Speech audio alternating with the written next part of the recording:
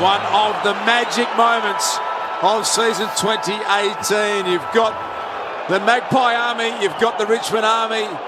They are suburbs that border each other here in Melbourne. Two of the biggest supporter bases.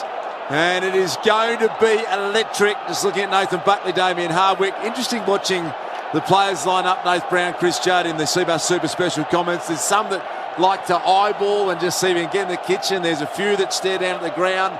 What was your technique, Brenny? Well, there's a lot who sing and there's a lot who don't sing. I reckon it's about 70% don't sing and there's 30% belting out the national anthem. But I'll tell you what, this is going to be an absolute cracker, Judge. And big Jordan De Goey. We've spoken a lot about Jordan De Goey and where his role plays tonight. He was so good last week, the most dangerous player on the ground. Maybe Ranskozu, maybe Grimes, but he's not going to get a lot of space. We've seen him this year struggle when players have played in front of him, and he needs to do something special to jump over the top. Big night for Jordan De Goey to really announce himself. Absolutely agree. Sorry, Judge, he's the captain's in the middle. Good luck. Thank you, mate. Play well. Scott, it's your call. Header or tail? Heads is the call. Heads is tail. Tail. Trent Cochin has won the toss and they will kick to the city end. So the Pies will be going to the punt road end to open this match up. Bob Jane, T-Marts, Nerily Meadows, Nez. How lucky are we to be at the footy on a night like tonight? You there right behind the bench. You got the best seat in the house. It is absolutely unbelievable, Howie. And just looking at the two cheer squads, geez, they're going to be at each other all night long. I tell you what, the MCC members are going to be in a bit of trouble, though. There's a little pocket right to my right up the top there that's not filled, and it's the only spare seats in the house tonight. Unbelievable atmosphere. You could not get a more perfect night for footy. No wind whatsoever. The flags at the top of the flag poles down the city end and not moving at all. You couldn't get a better night for it. No late changes, which means that Asprey is okay despite a bit of a virus. Dustin Martin okay despite that caught. We'll wait and see whether he spends most of his time in the middle or as a forward. On the bench, Castagna, Hooley, Conker and Graham. For the Pies, Trelaw, Aish, Varco and Sire, who is okay after that bad caught last week. Thanks, Nez. Bob Jane, T-Marts, a tyre and wheel specialist. Triple M Bosch Tool Stats, preliminary final expert. Welcome to you for the first time tonight. You're an integral part of Friday night. Oh, thanks, Harry. Past four finals between these two sides outside of the granny. Back in 80, they've averaged 99,400. Look out for Dusty Martin. In his past four finals, he's racked up 27 touches and 136 ranking points per game. Rance is going to go to De Goey first of all. De Goey's gone down to full forward and Rance will stand him. And Levi Greenwood takes his spot alongside Dusty Martin. Juddy would think that'll be a head-to-head tonight. Yep, absolutely. All right, it is full to the rafters. The MCG prelim final underway. Brody Grundy got over the top of Nankerv. It's Dusty. He gets in and under, spills out. Levi Greenwood, high, tumbling kick to half forward. Good mark taken down there. It's the rising star Stevenson. Gets it moving quickly. Hoskin Elliott. Flostone. Back then Lambert. Good tackle pressure from the Pies early. Tigers dump it out of their defensive zone. Nice start by the Pies. A couple of early possessions, but now the Tigers through Rioli on the wing. Back to Rioli. Exciting player. Long ball inside 50 towards Revolt. Gets one hand, gets two hands. And Rioli lights up the MCG early. And Jack Revolt will go back for the first shot of the evening from about 40 out, no great angle. Yeah, huge movement of play. What about the effort down there from Nick Flustone? It would look like a mark down there to Hoskin Elliott. He was just able to get that hand in late. Then they went from end to end to this man, Rewalt, who's lit it up all year. But a big tick too to young Stevenson, who had a bad one last week, took a big courageous mark early. Jack Revolt to open scoring in the first preliminary final from 40 metres out. Leans back on it and misses to the near side. Richmond are away one behind. Collingwood yet to score on the Triple M Ream scoreboard. Dusty Martin started in the centre square, then taking the big Greenwood straight to fullback. Jeremy Howe goes short. Tom Langdon in the right back pocket. I wonder if Maynard rolls over with that one, Judge. Yeah, I think he probably will. Speaking of Maynard, he's got the ball in hand now. On cue down the line looking for Phillips. Camden McIntosh got in, broke it up off his hands. Boundary throw in. It's about 60 around from the city end goal. That's where the Tigers are attacking, and they've got the only score, which is a behind. So Maynard looks like he'll take him. Then he goes up to the stoppage and hands over to Greenwood. It's Nathan Brown, Chris Judd, Triple M C-Bus, super special comments. No one really wins the ruck contest. The Tigers inch the ball inside 50. Pendlebury, who spoke to us pre-game, he's just got time and space delivers by hand. Now it's up towards Rance on the wing. DeGoey attacks the footy hard, wins it for a short period of time, and he might get another opportunity here, DeGoey. Got it back from Mason Cox. Great attack on the footy, Jordan DeGoey. He got it stripped of him, though, by Rance, who dumped a little handball to short. Long down the line, Rioli, Maynard. Good hands, Maynard. Grundy gets involved in the play as he does so well for a big man to Phillips. Pies back inside 50 to go. He'd have his arm slapped away. He thought so. Umpire said no. Grimes, Asprey, Tiger defence, long down the line. Rioli in the play. Maynard over the top and gives Rioli a little something to go on with, and it's gone across for a boundary throw right in front of Nerily Meadows down there. I'll tell you what, boys, it is hot down here. You just have that feeling they're just running harder, they're hitting harder. It is absolutely amazing down here at ground level. They're pumped. You heard the umpire mic'd up for Triple M. That's going the way of Dan Curvis against Grundy in the ruck contest. So Nank the Tank immediately by hand to Short, who drives a long ball forward. Goldsack wasn't sure whether to come or not. He didn't need to in the end because Levi Greenwood just sagged back and took a very nice one-handed mark on his defensive 50. Started well, Greenwood. The man known as the Pig, Levi Greenwood, to Mason Cox. That's what he's in the side to do. Noth Brown is bringing it to ground, but it's been taken by Short. Tigers edge to half forward. Langdon in good shape. And he went back courageously at half-back. Took a good mark. Goes Short to Tyson Goldstack. One of the most remarkable performances we've seen back from a knee reconstruction in the pre-season. They've transferred this one pretty well. Hoskin Elliott.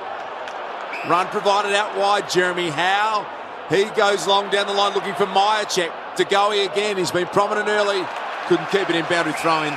60 metres around from the Magpie punt right end goal. But it's the way to beat Richmond. Move the ball from one side of the ground to the other, and then you get the space. If you go back down the skinny side of the ground, Richmond set up too well, but you can spread them on the outer if you're courageous with your kicks. Nathan Brown, Triple M Seabus Super special comments. Seabus Super with insurance to protect building construction workers. Nice bit of work by Prestia. He just dumps it down the wing. Strange bounce of the ball. Opens the door for Langdon. Goes a clever little kick round the corner. Treloar. Main. Side bottom. Back to Treloar. Misses him by hand. And Cochin applies some real body pressure. Yeah, did it well. Free kick's been picked out. And it's going away the Tigers. They're away. But it is going to be dragged back. In fact, it's going the way of the Magpies. So yeah, holding the ball, Das. Scotty Pendlebury, the recipient, got hold of Prestia. Just feel like the umpires erred on the side of caution, not paying a 50-metre penalty there because it is very noisy, but to the letter of the law, should have been 50 metres to the Magpies. Chris Judd, Nath Brown, all Australians, Norm Smith medals, Lou Richards medals, you name it, the Seabus Super special comments. We've got it all covered back there. Here come the Magpies again. Mason Cox involved. Ground ball to be won. Charging through at ground level to Pig Greenwood. Picked up by Flostone. Into the centre. Goldsack punches it away from Rewalt. Picked up by Pendlebury. Had his pocket picked, and they're away here. The Tigers with only one man in front of them. They go short. It just misses Caddy. Howe needs to be courageous. Left his man, which was Martin. Did it wonderfully well. And the Pies now have all of a sudden got the ball on the wing with Hoskin Elliott. He's got an opportunity, Hoskin Elliott, with a bit of time and space. Myercheck over the top. Here's DeGoey, and the Tiger defence have been so well organised all year, Jay, and again they just cut down the space pretty well. Oh, and it's just a fingertip there that stopped that from being marked inside Collingwood's forward 50, and down the other end it was so much as the bounce of the ball. So inches in this game so far. Nice start to this game. 5 minutes 45 gone. Just the one behind the Tigers. Boundary throwing in attack. The Pies. Brodie Grundy taken away by Graham. What a grand final that young man played last year. Kicked 3 goals. Higgins out the back. Debutant year. He's been outstanding. Edwards got a hand in. Tried to hack it off the ground. Through 50 come the Tigers. Lambert had a fresh airy. Defensive tackle was really good back there by Crisp. In comes Higgins again. This footy's 45 out from the Tigers' goal. Rioli picks it up. Right foot banana. And he's had a flying shot at the goal and missed. Minor score. Tigers 2 behinds. Pies yet to score. Triple M Ream scoreboard. Richmond's legs clearly evident so far in this game. Edwards, Rioli, Lambert as well, just looking very quick around the ground. Nankervis outpoints Grundy. A couple of early wins for the Richmond ruckman. Goes in board nicely to Cochin. He's a kick and a half from home. A lot of players forward to the centre, so Cochin will just pull the trigger. He'll drop it to about 20 from the attacking goal for the Tigers. Edwards, they're playing volleyball with it down there. Applying a tackle is Langdon, and the umpire will separate them. 20 out from the Tigers' goal. Richmond are 2 behinds. Collingwood are yet to score on the Triple M Ream score, but if your hot water needs replacing, You've set nothing less than Australia's best. Install the room. Brady Grundy and Jack Rewalt compete for the ruck. It was kicked out of the pack initially by Phillips. Ricochets back to Graham, bends it to the goal square and getting back Maynard. And what he's done is taken the mark and then he's kicked it out through the behinds. So that automatically becomes another behind. And that takes the Tigers to 3 behinds. Pies are yet to score. 7.5 gone first term. Triple M Ream scoreboard. What do you like, Q? Yeah, loose ball gets for the Tigers 9-5 their way. Mason Cox in front of his parents, who he spoke to pre-game, takes a strong mark across half-back, members' side. Doesn't really time the kick down the wing. It's going to fall towards Vlosten. He overruns it. Great work by Varco. Picks it up where few would have had that opportunity. Further on to Thomas. He slides one inside 50 to go. He's off Rance and hits him. Jordan to go. He tied on the boundary line. Think Luke Hodge against West Coast for the check side in a grand final, and that is where Jordan to go. He'll have to kick this. He's playing on. He's going to hook it round the corner to Goey.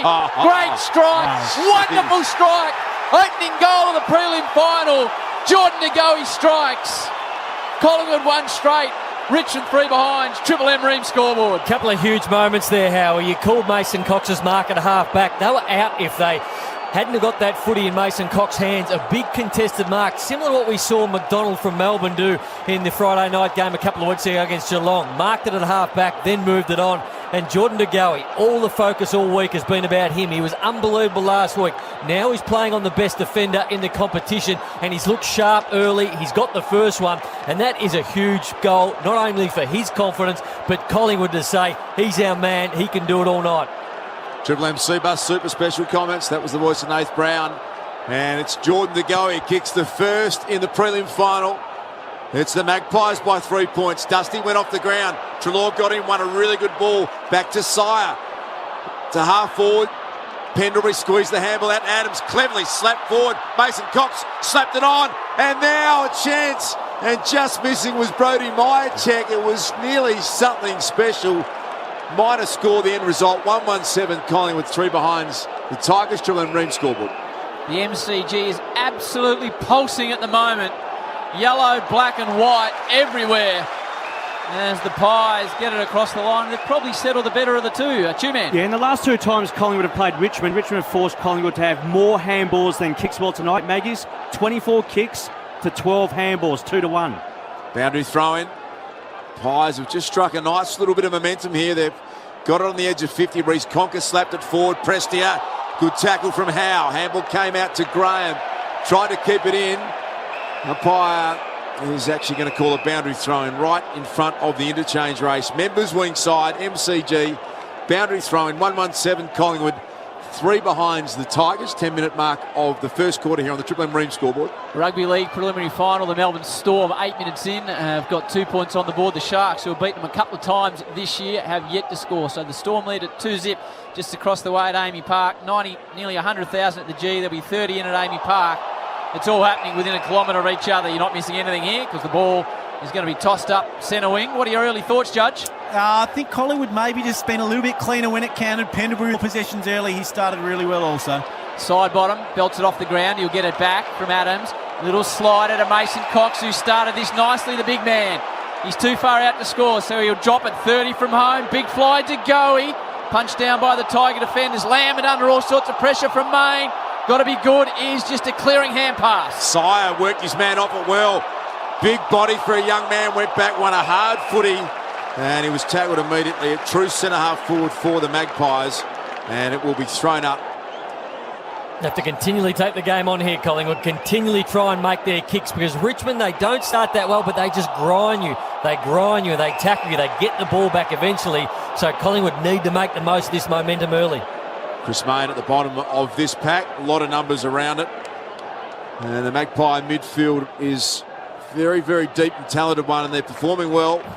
Caddy's worked up into the midfield. He's hacked this one to half forward. Goldsack's got the job on Rewalt. The two of them go head to head.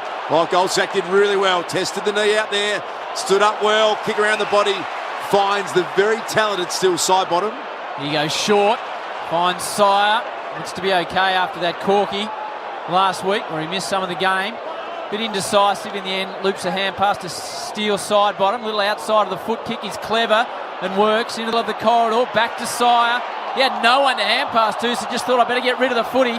Conker kicked in a hurry where he probably had some more time. Now Langdon's got an issue.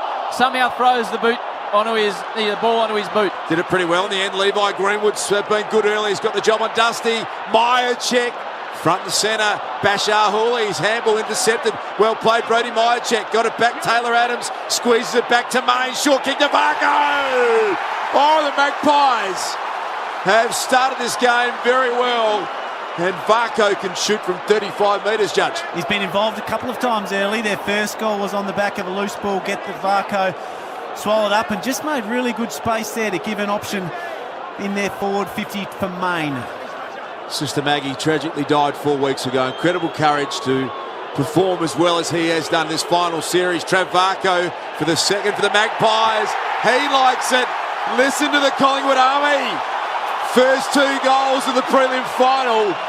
2-1-13 Collingwood, 3 behind the Tigers. Triple M Ream scoreboard. They've gone to town, they've gone to work on Richmond and the way they beat them, and kicks early, 13 kicks, short kicks to 1. Their percentage 79 to 37. When you kick the footy against Richmond, you find your way through. When you handball, like they did a couple of times, Sire found himself in some trouble. When you over handball the footy, you're going to get in trouble. But when you kick the ball, you're a chance.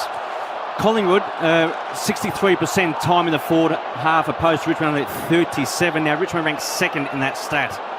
Nervous times for Richmond supporters. Collingwood have kicked the first 2. They lead it by 10 points on the Triple M Ream scoreboard. If your hot water needs replacing, accept nothing less than Australia's best. Install the Ream for McDonald's. Triple M Rocks finals footy. Richmond just punt it forward off the ground. Phillips is there. Hand pass to Langdon, who's had a lot of it early. He's got a real issue now. He's caught from behind. Great work, Castagna. Up ice says play on. Martin goes short to Conker. Short little hard one to Revolt. And Jack, who missed an early opportunity to get things underway, will have a shot from a similar distance, this time from the member side of the ground, about 40 out. Good composure from Conker. Would have been okay to blaze away from 50 on the run. Adrenaline's up, but he lowered his eyes. He found Rewalt leading up, and now Rewalt's already missed one. Needs to kick this. You want this Jack Revolt just to settle the nerves of his team, of himself, of his supporters. He's hooked it again. So 2 early misses to Jack Revolt. No.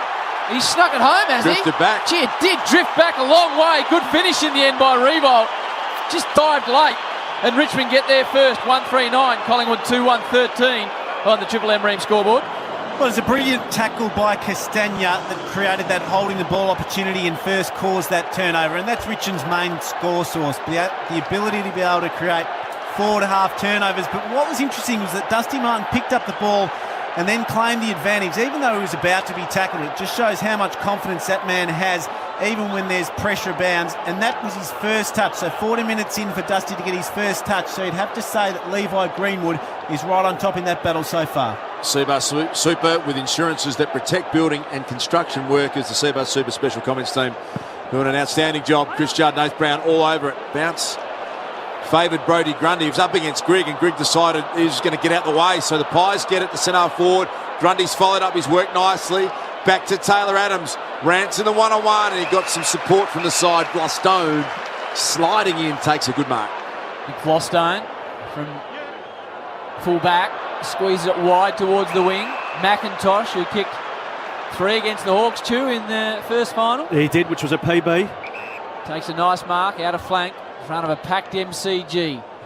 Elects to drop it long down towards Revolt, who just nudges Goldsack and takes a good mark. Jack Revolt gets it moving. High, long ball. Dusty's the deepest forward. Good defensive spoil. Jeremy Howe looks like he's going to take him when he's down there, Brownie. If I'm Damien Harvick right now, I'm looking, there's not a lot of real lockdown tags in this era. He's not getting a lot of footy in the midfield. I would be exclusively playing Dustin Martin centre forward. I mean, centre half forward. I'd put pressure on Collingwood's defenders and play him exclusively as a forward. Revolt, he was the elected player in the ruck. Grundy belts it towards the line. The umpire says, no, that's okay. I'll just reset things, toss it in. Forward flank for the Tigers. They're 1-3. Collingwood's 2-1. Goals by De Goey and Varco and Revolt for the Tigers. So another boundary throw in. It is a 4-point lead to the Magpies. 16.5 gone first term. Brodie Grundy, he is up against Grigg in the ruck at the moment. Dominating, but picked up back there and sent forward by Broad. Inside forward 50. Ricocheted off the back of Tyson Goldsack. Higgins is getting down low. It's tucked up on the boundary line. Back in there, Goldsack wrapped up by Caddy. And the umpire says, give it to me. Oh, free kick's been picked out, I reckon. I'm keeping an eye on him, Jack. Just a warning it was. The umpire looked at, I think it was Greenwood, said keep the elbows down. So it's been thrown up inside forward 50. The Tigers managed to keep it in. They push it forward right to the goal square. Phillips to Maynard to Aish. Just hangs it out towards the flank. Sets his defenders a bit of a task, but up to the job is Chris. Does wonderfully well. Now Phillips ducks, dives, waits, and hits a beautiful ball to Hoskin Elliott, who bounces away from him. Now Varco steams through, can't pick it up, goes to ground, might spill out towards Phillips, twists, turns, eventually picks it up. Kicks it over the top of Broad. Chance for Treloar. He's worked hard. Confronting him was Rance. They both got a poor bounce. Basher Hooley gets involved. Back to Broad. Kick under pressure down the line is going to favour Cochin. Little squeezing handball is okay to Grigg. Now some run. McIntosh takes a bounce. Runs to centre wing. Members side.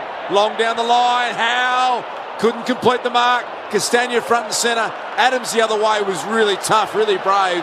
And the Magpies through Aish to side bottom. He'll immediately play on. He's got to go deep. He's a bit far away at this point. Now he runs. Oh. Hoofs it down. He might have got hit after play. Darcy's watching it. Gets away from Varco inside 50. The dangerous Hoskin Elliott. But Concar splits a wide ball out towards McIntosh. He's got no support, so just hand passes to himself. Does it really well, Cameron McIntosh. Eventually gives it to Rance. Play on's a call. I thought there was a whistle there for a moment. Confused a few people, including me. In the meantime, the Magpies have got it. Taylor Adams short. Space everywhere. Josh Thomas is going to square it to Varco.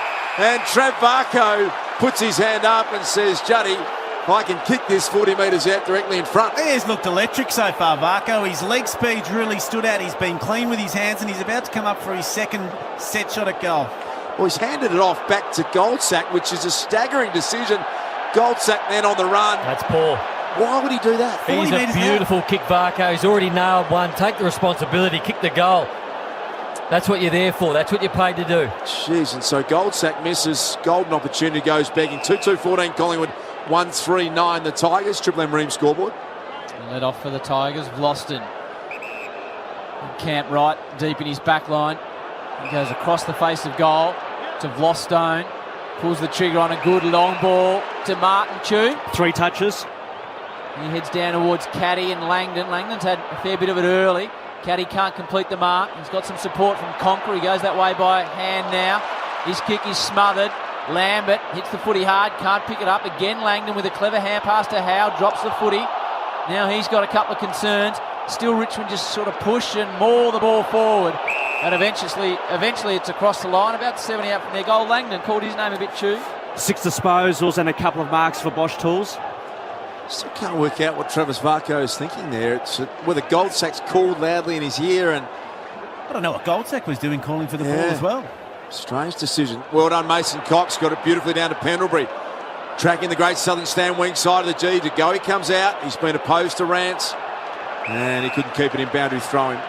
About 80 metres out from the punt road end.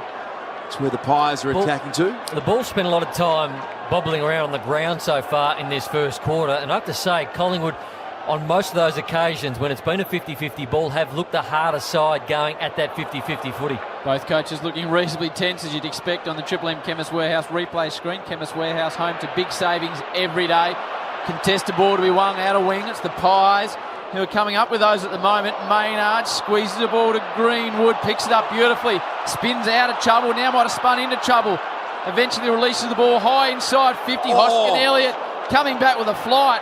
Absolutely courageous effort by side bottom. He's going to pick it up here, steals side bottom to Crisp on the left foot from 45. Jack Crisp. It's another one for the Pies.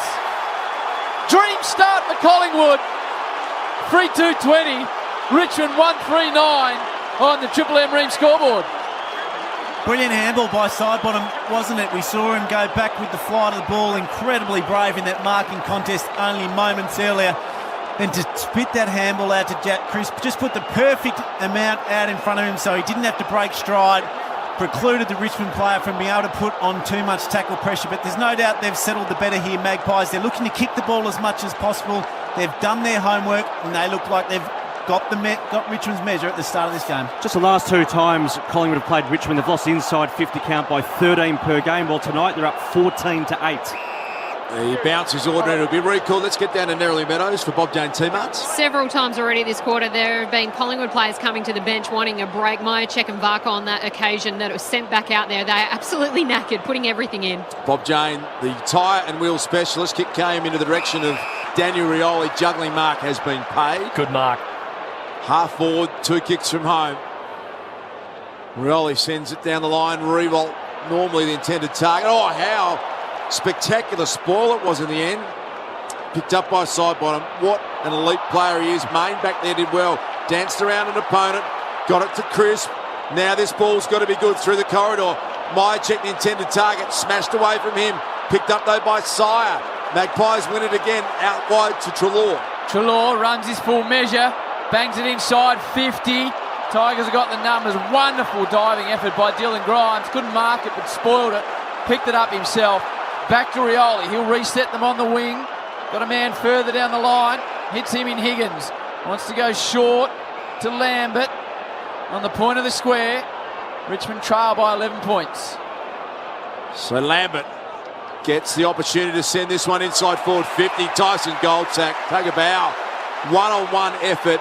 Outpointed Jack Revolt there. A little Storm update. They're playing just across the road. They lead at 6-0 early stages of their big prelim final against the Sharks. Jack Rewitt looks to be trying to go the body a little bit too much in the marking contest at the moment. He's much better when he runs and jumps at it.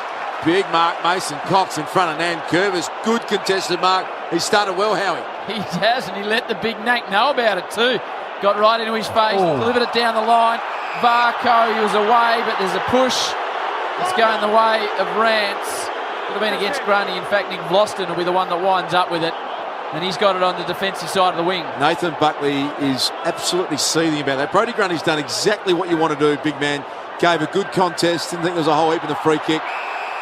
It's a Tigers ball, though, at half forward.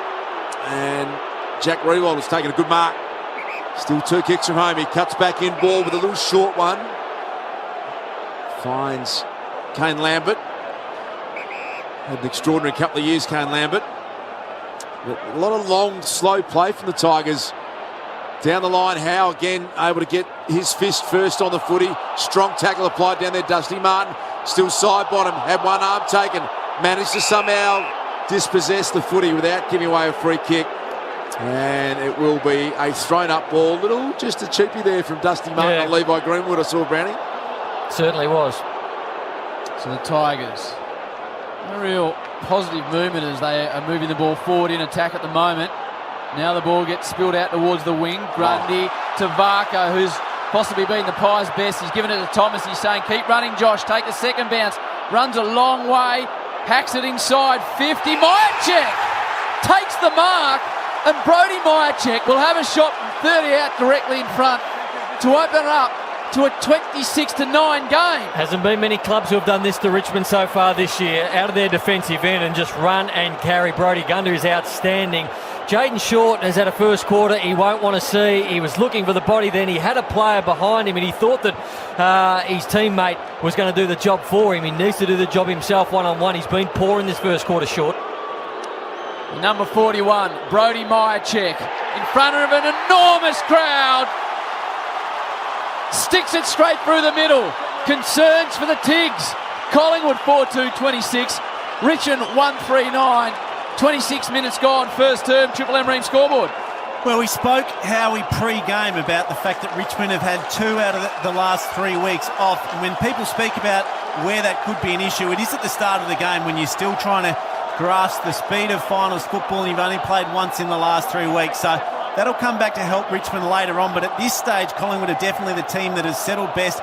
And the man leading that charge is Steele Sidebottom. He's had 8 disposals and 2 clearances. We know he's leading the Gary Ayres medal for player of the final series so far. He started off brilliantly tonight as well. So Brodie Myercheck gives the Magpies a 17-point lead. Minute 47 remaining until quarter time. Sire sends him deep into attack. Out comes De Goey. Bounces past him. Bounces past Rance. Stevenson's lightning quick. Couldn't keep it in. Boundary throw in. And right now, if you're Damien Hardwick, you want the siren to go and you want to regroup pretty Real quickly. concerns. Gee, Stevenson's got some toe. He ran past Rance like he was standing still as the ball tumbled into the forward pocket. It's 26-9 the way of Collingwood. A minute and a half to go before the quarter-time break. Collingwood are holding on, but it forced to De Goey. Jordan De Goey has got two. And Collingwood are torching the Tigers at the moment. 5-2-32. Richmond 1-3-9. Collingwood fans think they're in a dream. The Tigers, at the moment, in a bit of a nightmare. This is all at sea at the moment, the Tigers, aren't they? The one before that, Jaden Short, didn't know what to do in a one-on-one contest on that occasion. I haven't seen Richmond be outnumbered in their defensive end at a stoppage like that. Brodie Grundy worked his way to the front, and then they just had three players on the defensive side, Richmond. Nobody on the attacking side in the middle of the ground. Just an easy hand out to Jordan De Goey, who found himself on his own unbelievably. He's like, how good is this? This is Christmas. Left foot snap, easily done. This concentration was poor from the Richmond defenders. The Monopoly game at Macca's is on now. Head into the store and play today. Triple M rocking the prelim final thanks to McDonald's. And the Magpies are all over the Tigers. Thomas forward again.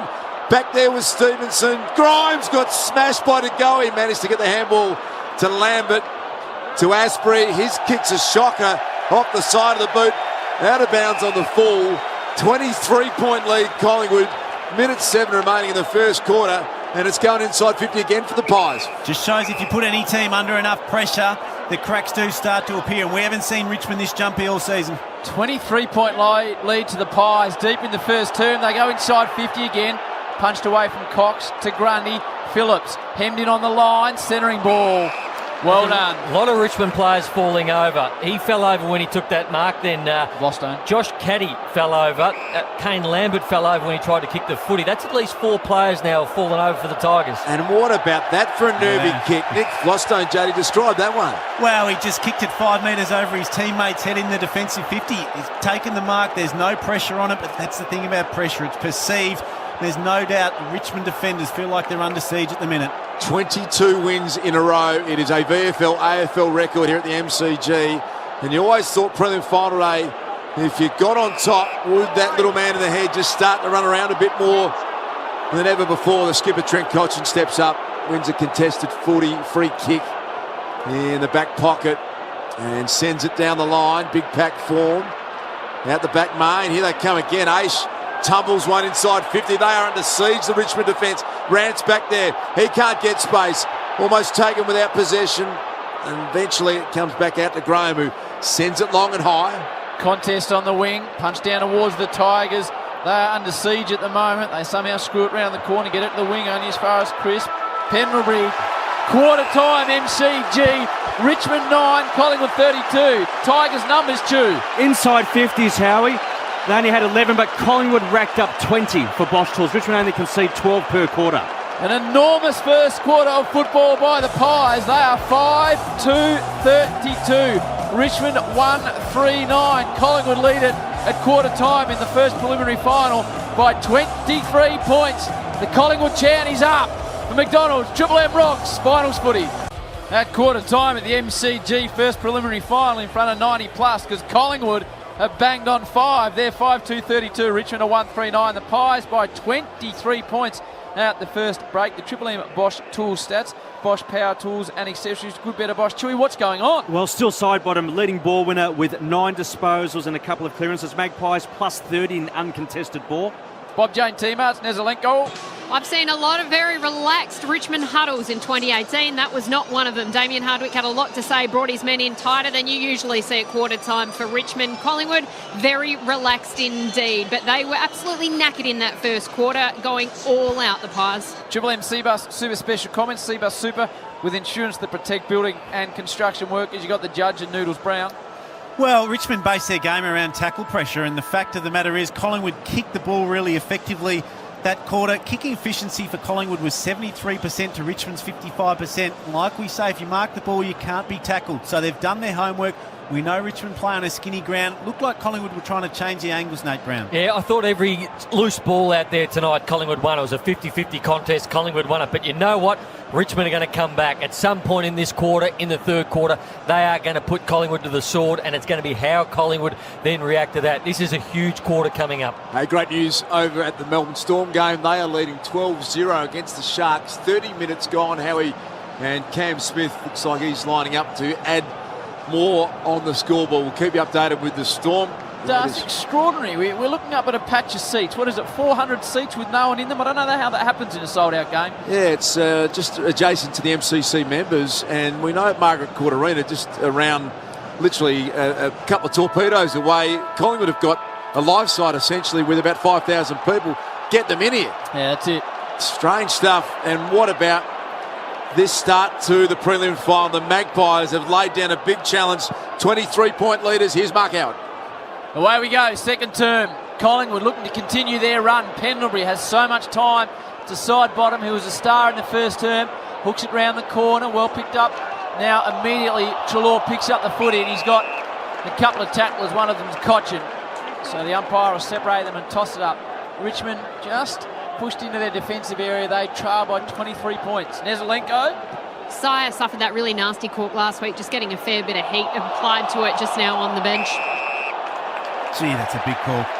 Nankervis was the tackler, Juddy, and he was awarded holding the foot. He thought it was a bit red hot. I don't think Maine had a chance to get rid of that. It was a great tackle, but I would have let it go for mine. Nice bit of aggression from Nankervis. I get the feeling that has been the instruction from Damien Hart. They haven't been super competitive. No, he won two big battles early, Nankervis, probably 3 or 4 minutes in, but Brodie Grundy controlled that first quarter. His tap work and his aggression gave Collingwood first use, and I think he's well on top of that battle. Maine standing next to Lambert. Cochin and Treloar. Punch back towards the boundary line, out of side, well done by Cochin. Really showed intent for the footy. Maine escorts Lambert across the line on the outer side. The umpire will reset them. The Storm leading 14-0 now, 31 minutes into the first half of that preliminary final against the Cronulla Sharks. If you're Damien Hardwick, this is when you want your leaders to stand up. Cochin's got involved early. Dustin Martin's the next one you'd want to get involved. Just joined us on Triple M Footy. 5-2-32, the Magpies. 1-3-9, the Tigers. Early stages, second quarter, side bottom. He started in superb fashion to Pendlebury. Down the line, check the target. Oh, Taylor Adams, they're winning all the one-on-ones, the Magpies. Adams slightly off the side of his boot to go. He's looked dangerous. Got a couple of first quarter goals. Rance socketed it only as far as Treloar. Big chance, Mason Cox coming up, and he's clunked it. Big Maso! Wow! This is unbelievable. And he can go back and kick from about 25 metres. Came for another clearance task. Brodie Grundy, we just spoke about him. 6 hitouts to advantage already tonight. 6 hitouts already 2 minutes into the second quarter. Nankervis hasn't had one yet. Mason Cox can go back and kick this. It'll be 4 unanswered goals. The Magpies, it'll be 6-1. And you'll be getting pretty twitchy if you're a Tigers supporter. And he delivers it through. Unbelievable scenes. Mason Cox goals, 29-point lead, the Magpies, and we've played 2.5 minutes in the second term. Triple M Simply Energy scoreboard.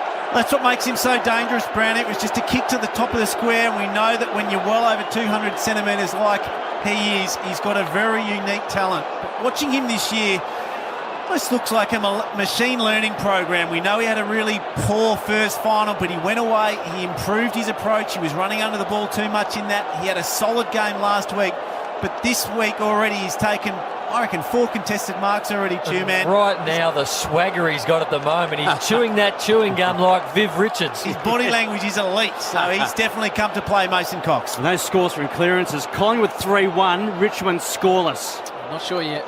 Too frequently here in the preliminary final, the call of USA around the MCG, but that's what we're being subjected to, and he has got real swagger, Brownie. He's got the real strut to him, doesn't he? He did have the strut. He was looking up at the monitors going, yep, here I am. Dusty Martin's numbers, please, Two-Man. He's only had 4 touches. They've got to get some impact out of Dusty. Levi Greenwood all over him. It's Treloar who wins it again. Sends it forward. Varco back with a flight. Good mark. Still inside the centre square. The Tigers, they're rattled. Not seeing any of that fanatical pressure that has been their trademark so far. Varco spears a kick inside forward 50. McIntosh ran into a teammate, spills out. Treloar running towards goal. Can he bend it back through? Adam Treloar just across the face. It looked pretty good, Juddy. It did. I thought it was curving round, and They need to get another one or two goals here, and a huge amount of pressure is starting to go on Richmond. They'll start to take an inordinate amount of risk. And they grind Richmond, but they've never been behind by this much and come back this year. It's gone past a nervous start. This is a 5-goal lead now. Have you seen anything from Dustin Martin to see that he's not moving well, Brownie, or he's just not getting the footy? He starts off the centre square down in the forward end, comes up and plays on ball, but just not getting into the footy. But Toby Nankervis is getting his hand to the footy either. Free kick to Adams. He's a kick and a half from home. This is getting really dangerous for the Tigers. Cox is deep again. He comes out. Oh! This time he's taken a hanger, Mason Cox. And he just looks at everyone as if to say, what did you expect from me, Brownie? I told you this before the game, Howie. I said it's set up for this big man tonight. He's on a heater. Wow. That wasn't a stand and deliver, Dust. That was a hang. Jeez. He got in the back of Trent Cotchin. He's 9 foot tall as it is. Got to about 13 foot. This to open it to a 6-goal margin. Mason Cox, not much angle, stabs at it. And it is a goal. Unbelievable at the MCG. A bloke from the States is lighting this up. Collingwood 7-3-45, Richmond 1-3-9, and again, USA. They just can't get any free footy at the moment, Richmond. Every time they do, they either fumble it, Collingwood put pressure on them, or they turn it over. They're playing a game, Collingwood, that Richmond play against everybody else. Enormous pressure and then run and carry the footy with exciting movements. Right now, Richmond are being beaten completely at their own game. Unbelievable scenes. Mason Cox, 211-centimetre American, takes a hanger in a prelim final. You cannot write the script for this stuff. And that is 5 unanswered goals, 7 goals to 1, 36-point lead. And this is going to take something special now for the Tigers. They are on the canvas and they're twitching at the moment. And here come the Pies again. Sire, Mason Cox. Oh, nearly got it again. Taylor Adams came past. Back there, Conker. It's a nervous, fumbly Tigers. Can't get clean possession. Adams back in. And it's a Pies free kick. It is all Collingwood. Taylor Adams picks up, gets it moving, spears the kick. Wanted to go. He just taken by Bashar Hooley back there. Surely he was just dropping that high in the goal scorer. Just put it out in front of the big man, I would have thought. It's going to come back though. Aish, spoiled from him. Adams. Looping hand pass from Treloar. Adams overruns it. Chewy, what's Mason Cox numbers? Unbelievable. 3 contested marks and 7 touches, 2 majors. Wow, it's come to Langdon on the wing. 27 inside 50 to 11. Richmond just need to get the ball in their hands for a period of time. Chip it around, slow this momentum. Then this is a runaway freight train at the moment. They are so wobbly at the moment, the Tigers. They just don't look to have any of their normal system. This is an extraordinary start to this final. Here's side bottom, total control now, the Magpies. Main gets it back to side bottom. Castagna, oh, that's a big moment. Well done, the little man, Georgie Castagna. That's what they needed. Big chase down tackle. It's the type of thing they need just to get some spark. Chewy, Tigers numbers that need to get rolling. Well, they can't get inside 50. They haven't gone inside since the 24-minute mark of the first quarter, but they're getting smacked in contested ball this term, 14-5. Dustin Martin is deep. Ball right out on the outer wing, and it is punched across the boundary line. Tigers and players that need to get moving, Chew. Yeah, well, right on cue there. Dustin Martin, he's only had 4 possessions. Castagna, that was his first touch for Bosch Chills, and Jaden Short, who usually averages 21 per game, he's only had 3. They didn't take the advantage then, Tigers. They are shell-shocked. It was a big tackle by Castagna. Lambert picked it up. They had players running everywhere, elected to stand there and say, no, I'm not playing on, gave it back, and all of a sudden Collingwood had all their players back. They're just not playing with any sort of momentum. Nath Brown, Chris Judd, Triple MC by Super Special comments. 45 plays 9. The Magpies, 7-goal to 1 start. Unbelievable. 93,000 plus in the house, we believe. Brody Grundy, clean possession. Side bottom's a big factor at the moment. Got it back to Grundy. Side bottom, please, 2 men. He's racked up 13. Kick over the head of Mason Cox. Goes back to chase at the big man. Broad picks it up. He's got a little bit of support. A little bit of time. Can the Tigers get through? He has inspired himself at the moment, Mason Cox. Taking marks, chasing ground balls. Now Martin, quick hand pass. Rare opportunity for the Tigers inside 50. Collingwood defenders arrive late. Castagna caught with a footy by the Crisper. He cools him right down. And Crisp From centre half back goes White to Stevenson. Gee, they've tackled well, Collingwood. From the very first bounce, they've been elite with their pressure. Another great tackle to Crisp.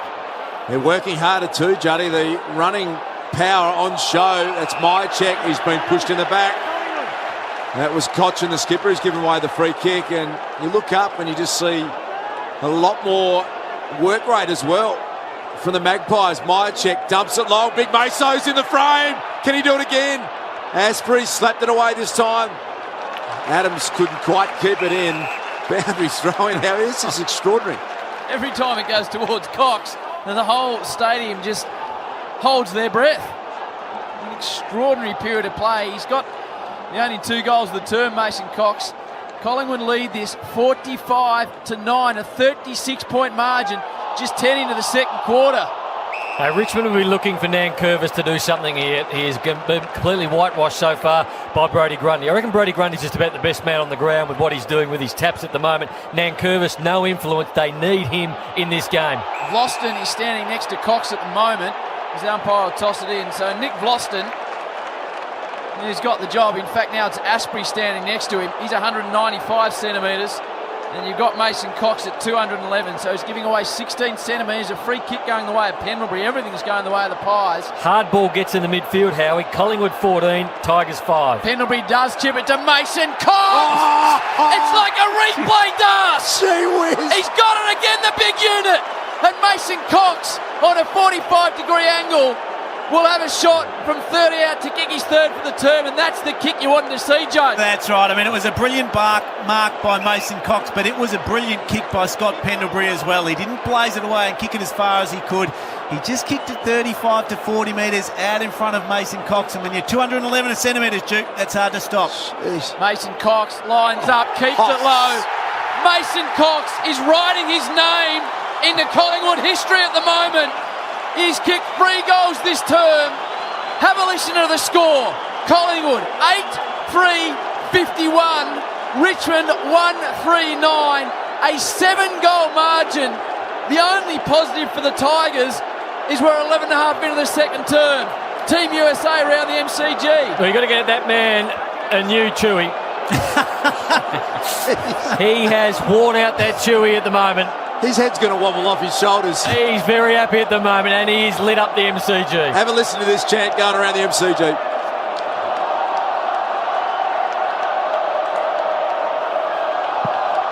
The Tigers are shell-shocked. Their fans are shell-shocked. 42-point lead. Here they come again. The Pig Greenwood sends the Pies forward. Getting back there, Edwards threw it over his head to Short. He goes short. Castagna releases Grigg to Rewalt. And that is one of the few passages of classic Richmond footy we've seen tonight. Jack Rewalt has kicked their only goal, and he's going to go back from 55 and have a crack here, Brownie. He's a very good kick of the footy, Jack. He makes sweet contact. If they ever need a goal, if they ever need a big moment from this man, he's the man for it. Mason's on the mark, has become his custom, Duke. Yep, he's a professional mark stander. Big Meso. And in doing so, Jack Rewalt decided to play on, give himself a bit more room, and didn't make the journey. So it's that extra couple of centimetres. The Pies are doing everything right. Ball in the goal square, it's live. Umpire says, give it to me. It's going to be thrown up 10 metres out. Punt road in. It's the Tigers in attack. I'm putting that down as another goal to Mason Cox for his mark work there, Duke. Yep. I'm saying he's got 4 in my record. Yep. A professional mark stander. He is, Howard. I'd be focusing on the 3 snags he's kicked in. He's doing it all. He's taking a flamethrower to the MCG tonight. Oh, and the cries of USA. Nathan Buckley on the Triple M Chemist Warehouse replay, home to big savings every day. Well, he's not smiling. He must be inside. Unbelievable scenes here. You cannot describe just the electricity of this game. It's going to take something special for the Tigers. They are a quality outfit, we know that. 22 times they've played here and not been beaten. VFL, AFL record, and right now, 42 points down. I mean, can they do it, Juddy? Is there a way back? Well, I thought Collingwood needed to start well for it to be close, because Richmond will come, but they want to start coming pretty soon, the Tigers. Goldsack flicks it over to Grundy. Now Greenwood had a little bit of a slip, but he got collected high by McIntosh. You'd think Collingwood have been the side that's had the week off, but Richmond look flat at the moment. They look lethargic. Anywhere around the footy, there's just nothing to them. Billy Slater with his 23rd NRL Finals try, a new record. The Storm lead at 20-0 approaching half-time against the Sharkies. So the Storm, are they on their way to another granny? I'll tell you what, Collingwood might be at the moment. 51-9, Barco is out. He sizzles the ball inside 50. Arriving late is De Goey. Now Hoskin Elliott. He's got a man inboard, Phillips, if he can find him. Close on the boundary line. Tigers defenders arrive. Gee, they're under the pump, the Tigers. Short fumbles the footy. Now Rance. Camden McIntosh. Got away with one there, the Tigers. If the kick wasn't smothered, it was a certain goal again to the Magpies. Centre wing, Caddy. Need to get him into the play as well. Handball from Rewalt. Wanted Grigg. Really awkward ball for Grigg. Had to pick it up off his toes. Partially smothered handball by Goldsack. Back then Langdon. Got it to Stevenson, the rising star. Oh, here's Maso! Big Cox. Everyone fell down. He stood up. They fisted it away from him. Back to centre wing. And it's going to be wrapped up with Grigg on the southern stand wing. 51 plays, 9 two-man. And we're about halfway mark of the second quarter. Das combined in this quarter, Cochin, Edwards and Martin, 3 possessions. And the contested ball 26-11 in this term Collingwood's way. Nice work, Chewy, on the Triple M Bosch Tools stats sheet. The Melbourne Storm at half-time against the Sharkies lead at 20-0. Similar pasting here at the moment, 51-9. Did not expect to arrive here and see Collingwood absolutely belt Richmond. That's what they're doing at the moment. They're going to go forward again. Cox is sliding inside 50. They're deep as well with De Goey. Chain of hand pass just cut off. Rance almost a goal-saving touch. Now the Tigers come the other way. Higgins, man in his first year, kicks it down the line. Good kick inside forward 50. Glostone takes the mark. He's a big kick of the footy, Glostone. I would suggest he goes back. Don't worry about everybody leading. You need a goal. Your team needs a goal. Kick this one from 50. Nick Glostone, this is a massive, massive moment for the Tigers. They need something to cheer about the Richmond Army. He's just kicked 25 goals in his 116-game career. Nick Glostone going to take a good effort from here. He'll kick it right on the line of 50. Punt road, and he shanked it badly. Barely snuck in for a minor score. 1-4-10 the Tigers. 8-3-51 the Pies. Triple M Simply Energy scoreboard. Mason almost jogged down there to do a double mark, Howie, didn't he? He was a Collingwood player on the mark and Mason just doubled up, which I liked, and I know that had an impact on the kick as well. What was the role? Was Das called him the professional mark stander, ignored the 3 sausages he kicked for the turn. He's given him the professional mark stander call and he's taken it seriously. He goes across the line. How do they get back, Brownie? They trail by 41 points, the Tigs. They're going to start doing it at the clearances, and Toby Nankervis is a big part of that. So is Trent Cochin, so is Dustin Martin. They've done it all year, but at the moment they're being beaten in every 50-50 contest. That needs to change. They need to get their hands on the footy first. You just heard a standing ovation. That was Mason Cox coming off for a well-earned rest. Cochin's kick, not a great one. Dusty, can he inject himself? Got a little handball away to Higgins, to Grigg. Pops it to the goal line. A lot of Magpies back there, and they clean it up. Aish, he had some support from Langdon as well, and through for a minor score. So the Tigers go to 1-5-11. The Magpies 8-3-51. Triple M Simply Energy scoreboard. Simply Energy powering up the AFL. The Pies bring the ball back in towards Grundy. Belts it down. Now there's a chance for the Tigers inside 50, but it is all the Pies, seemingly all around the ground. This time it's Aish to Maynard. Get on that booming left foot. Utilise it nicely down the line to Phillips. Gets his man under the foot. He might run on it now. Tommy Phillips, if he can pick it up, he just sockles it forward towards Adams, who misses a similar attempt on the wing. Opens the doors for Cochin. Now a chance for the Tigers. Long ball in the Caddy direction. He's looked right out of sorts. Josh Caddy Howe got in front. Wanted a little bit more, you'd have to say. Dusty now. Try to don't argue. They got hold of him. Greenwood's done a really good job. Langdon down there. Through came Lambert. Dusty's going on with him with Levi. It's right on there. Levi and Dusty. Yeah, we're going to have a throw up. The big Greenwood. In fact, it's Aish who's got hold of Dusty's jumper. And we're going to have a thrown up ball in attack for the Tigers. 51 plays, 11. Good call on Caddy Das. He needs to lift. The Monopoly game at Macca's is on now. Head in store and play today. Phillips, high ball. You heard the call, not 15. So the Tigers, they got problems. Stripped of the footy. Prestia turns it over. Hoskin Elliott, Chewy. Last time the Tigers kick one goal in the half of a final, please, when you can, Yep. if ever. 1972 semi-final against the Blues, and it was actually a draw, the end result in that game, but 1972 the last time, Howie. Did you know that off the top of your head? I did, Howie. Wow. Very that's, instinctual. That is elite. He's a finals performer, our two-man. Quick one from Nerily Meadows. What he's seen down the Nez? Dylan Grimes came off. He's concerned about his head. I'm not sure if it was a poke in the eye or actual concussion as the ball goes out of bounds on the full, but the doctor is spending a bit of time with him.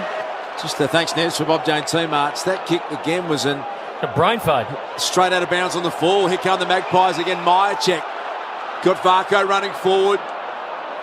Sides is going to just hold on to it for a minute. 6 minutes until half time. And it is a 40-point lead to the Magpies. Long ball in the De Goey direction out the back. Hoskin Elliott flew for it. Tigers defence really nervous at the moment. Rance back there. Aren't they nervous when the ball goes in quick, Dars? A couple of occasions this year we've seen it, but tonight they have been obliterated. Full credit to Collingwood, the way they've moved the footy with real pace by foot, have given their forwards a chance one-on-one. 40-point lead to the Pies. Still 5 minutes to go before the major break. Main, they just got all the footy. Collingwood, Richmond can't get their hands on it. Chris for a second from on the paint of 50. Whack. Everything going right for Collingwood. This is extraordinary at the MCG. Crisp has two. I can't believe I'm saying this, but approaching half-time, Richmond, they're on about the 8 count at this stage. Collingwood 9-3-57. Richmond 1-5-11. 46 points at the MCG on the Triple M Simply Energy scoreboard. Simply Energy powering up the AFL. We've just got so much faith in this Richmond team, Nate Brown, that we've seen so dominant over the last 2 years. But how far further ahead do Collingwood need to get before it's out of Richmond's reach? It's almost out of their reach right now because I can't see them the way they're playing. There's no intensity, there's no ball use, there's no tackle. Collingwood are just stepping through what defence Richmond do have, and when they get one-on-one in the defensive end, they look really ordinary at the moment. It's going to be a long way to come back. They need to kick a couple of goals before half-time to show any fight at all. We are watching one of the great finals efforts from the Magpie team that had to go to Western Australia, had to knock off the dominant Giants and side bottom to Goey. What about that kick? Jordan De Goey, too good for Rance, and this might be the goal that's just one too many. It's almost out of hand, Juddy. It's getting very close, and Steele Sidebottom's first half has been absolutely electric. He's been a gun player for a long time, but he is elevating his game to a whole new level. Ash, you'll have to tell us, has anybody ever come back in a final, in a preliminary final from this far down? Geordie to go. He'll get that from the two-man shortly. 41-19 coming into this match. He's kicked 2 first-quarter goals. This to take it out beyond 50 points. Geordie to go didn't like it off the boot. And so a slight reprieve, but just a very, very slight one for the Tigers. 9-4-58 Collingwood, 1-5-11 Richmond. Triple M Simply Energy scoreboard. Yeah, the greatest win from half-time was 44 points. And, of course, that was a 1970 grand final, Carlton v Collingwood. Bombers came from a long way back at 1.2, didn't they, Chewis? Crisp goes inside. 42. Another attack by the Pies. Mr. Goey held that. Yep. Umpire says he has. Rance can't believe it. Cannot believe it, but De Goey said, mate, I've taken the mark and I'm going to have a shot from 15 out on a 15-degree angle. Well, it's a brilliant mark, and if he didn't take the mark, I reckon Alex Rance had a hold of his arm for a little while. He could have almost got a free kick as well, and I reckon, like you mentioned, Duke, it's getting to that point. They get one more here, I think it's almost game. De Goey for his second, and Collingwood's 10. Extraordinary scenes at the MCG. Collingwood 10-4-64. Richmond 1-5-11. 53 points. If it was any other side, you'd say done and dusted. That's right, yeah. It's hard to say it because we know that Richmond never give win. We know they've been a dominant side over the last 2 years, and we know their fitness is such that they're going to come late. But right now, I can't see where the answers are coming from. And it's not science, it's not game plan. A lot of these forward 50 entries are just long, deep, high balls. They're too good, too strong at the minute in the air, Brownie. What about Brodie Grundy's numbers? 29 hit-outs to 10 against Nankervis. 10 hit-outs to advantage. Nankervis hasn't had a hit-out to advantage yet tonight. There you go. Nath Brown jumping up. The super special comments was Brodie Grundy again on cue. Got it straight down to Sire. Cochin trying, fighting to get away into this game. But all Collingwood, they wrap up Greg. They come from everywhere. This is awesome performance by Collingwood. something out of the box, this one. They've shell-shocked Richmond. Every time Richmond look around, they don't know what to do. They can't get that cohesion they've had all year, and it's purely from the way Collingwood have attacked them. Sy got the initial handball out. Adams picked it up back to Sy. Just his 11th game. He's in a big prelim final. Farko forward to the footy. Grimes, everything the Tigers do looks nervous at the moment. Conker, handball got there, but it wasn't great. Prestia now they get a little bit of space. 3.5 to go before the major break. Collingwood lead at 64-11. The Storm at half-time in the NRL preliminary final against the Sharks lead at 20-0. Inside 50 ball for the Tigers, a rare one. Goldsack gets a hand on it just enough.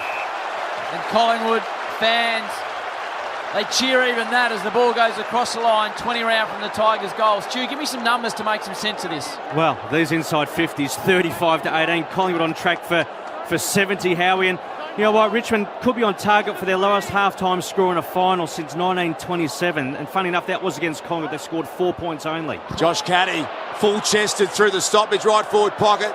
He's going to take a miracle from there. He kicked it across the face and still sideboarded him. Talk about him, please, Truman. 16 disposals and 5 clearances. Crisp, who's kicked a couple of goals, gets on the end of a nice lead. He's had 13 in a couple of majors. At the start, Chewy, Mason Cox with the first 3 goals of the term. Tell us about his night. Yeah, 8 possessions, 6 marks, 3 contested and 3 goals zip.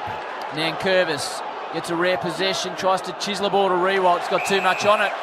And he's just kicked it straight to Crisp, who's got it back flank.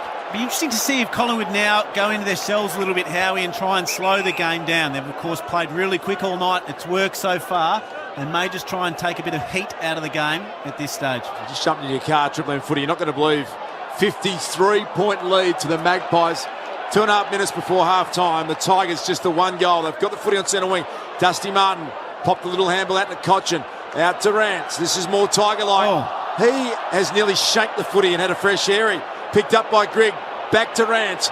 Rance runs to 50. Loads up. Long bomb to the goal square. Rewalt, did he get boot to ball?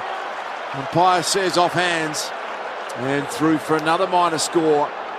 The Tigers are 1-6-12. The Pies 10-4-64. Triple M Simply Energy scoreboard. Richmond love to play the same way every week. Now, Damien Harbeck's got an option at half-time. I think he needs to almost change the way they play.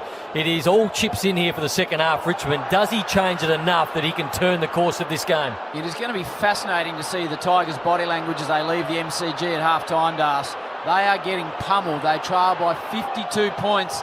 And their dream of back-to-back, it is close to being shattered here by the Pies, who have got the ball off half-back. Now there's an opportunity for the Tigers. Little sizzling ball, just bounces before Rewalt. He twists, tries to get away from Goldsack, who corrals him, goes back into the centre. Now there's an opportunity for the Tigers. Quick snap at goal. He's off target. That was off the boot of Lambert. And it's 1 behind, which is a result at the moment for the Tigers. They move to 13. Collingwood is 64. With a minute and a half to go before the half-time break, Nate. Judge, I can't see with their current game plan they've had all year that they can peg this back in the second half. It's just too far gone now. So, as a coach, if you put yourself in that position right now, do you change up everything? I think the thing Richmond do is they play up and down the same line. That's their preferred mode of attack. I think they need to come out in this second half, be really bold with switches and change angles as much as possible. Just can't win the footy at the moment either. Sidebottom's handball chopped off by Dusty. Well played, Rioli. Can he get around one? Try to don't argue on Main. Got it back to Lambert. Under some pressure, Lambert flying shot. He's hit the post. 1-8-14. 10-4-64. 50-point lead, 53 seconds until half-time. The Triple M Simply Energy scoreboard. Nate, going into a half-time break as a Richmond player, can you actually still believe when you're 50 points down at half-time? I think you can. This side can, just because of what they've done, what they've achieved and what they've done this year on this ground. So they would not think they're out of it, but I'll tell you what, it's going to take a miracle. To come back from here, it'll be the game talked about forever. It'll be the preliminary final, but it's a long way off that at the moment. McIntosh, they've had a bit of the footy in recent times. Oh, that and helps. There's a mark. That is a good mark Higgins. taken by Higgins. He's only a little man, but he's got a barrel chest and he takes it contested. Just something to give him going into half-time, Judge, if he can nail it from 20. And it's the first time in this game I can remember where Richmond have had repeat forward 50 entries. Finally, the Collingwood defenders have been put under pressure, and the shot at goal's a result. 3-10 from set shots this season. Gee, hurries it, sneaks it home. Richmond's first goal since Jack Rewalt kicked one in the first term, Chewy. Yeah, spot on to Howie. Since in that first quarter, since the 14-minute mark. Collingwood 10-4-64, Richmond 2-8-20. It is a 44-point margin on the Triple M Simply Energy scoreboard. Nathan Buckley would be filthy with that goal 11 seconds before half-time. He would indeed. A really good effort. Contested mark, particularly you'd be upset to see a forward pocket player take a contested mark almost unopposed, but that's how it's going to start. We know it's a team sport, but the wheel turns, momentum shifts by individual efforts, and Jack Higgins got one on the board there.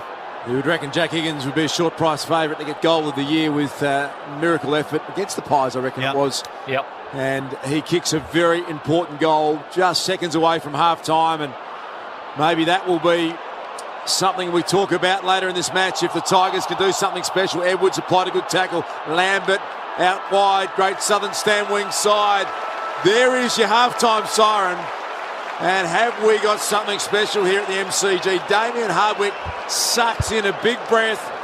I'm with you, Brownie. He's got to just reassemble the chessboard, come up with something special here. Well, you can't win it the way they're playing at the moment. So, I mean, there's no tomorrow. So there's no harm in trying something different and try and get you back into this game in the third quarter.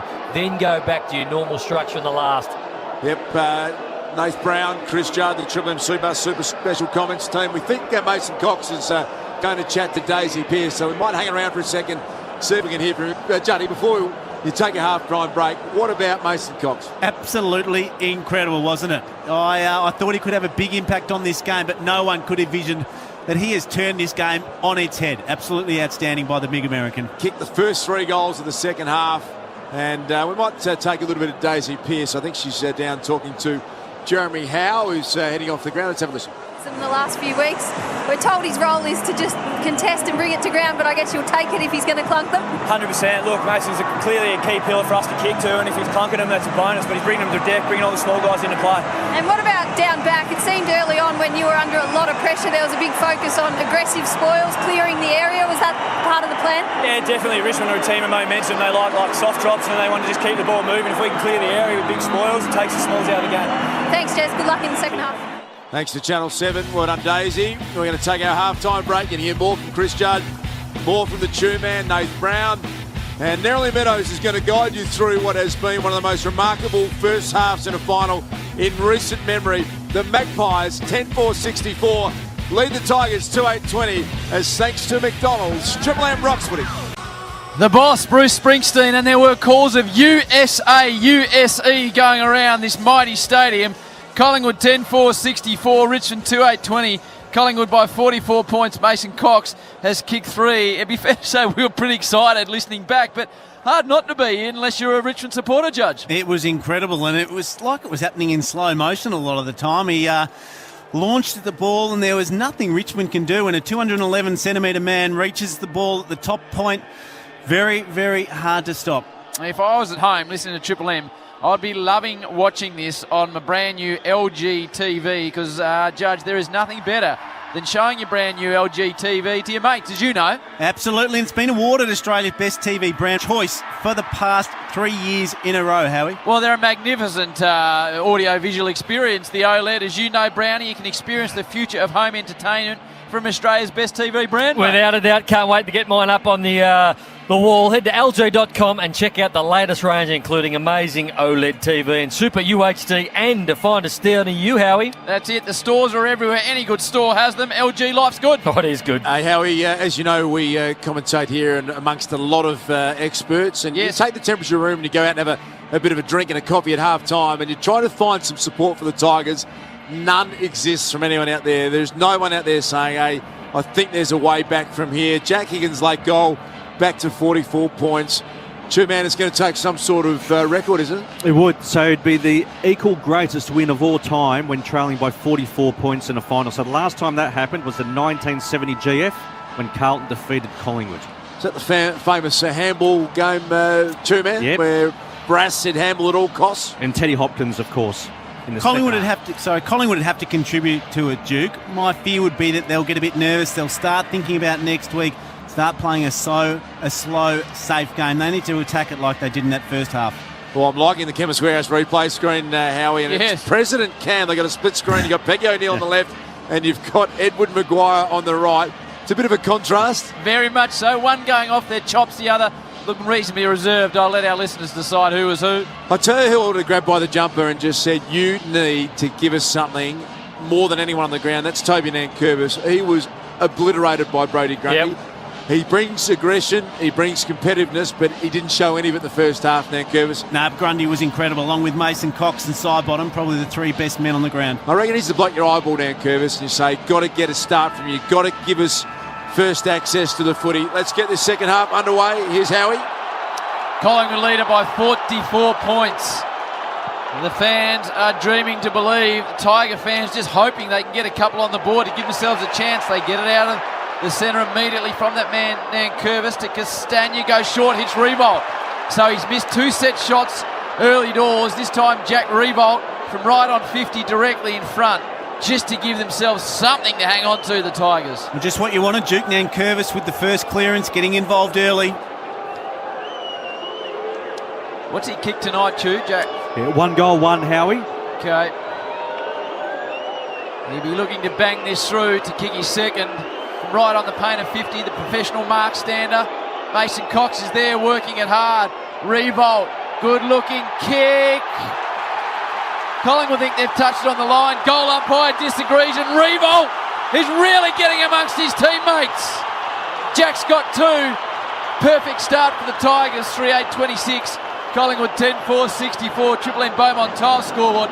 Beaumont Tiles are pre-designed, complete bathroom packages from under $4,000. Well, from a Richmond point of view, Damien Hardwick, if you had to have a perfect start to the second half, they just got it inside the first minute. A clearance and their main man up forward kicks a goal. All of a sudden, the Tiger Army just gets that roar that they haven't had tonight. Richmond got the last 6 inside 50s of that second quarter where Jack Higgins kicked the goal.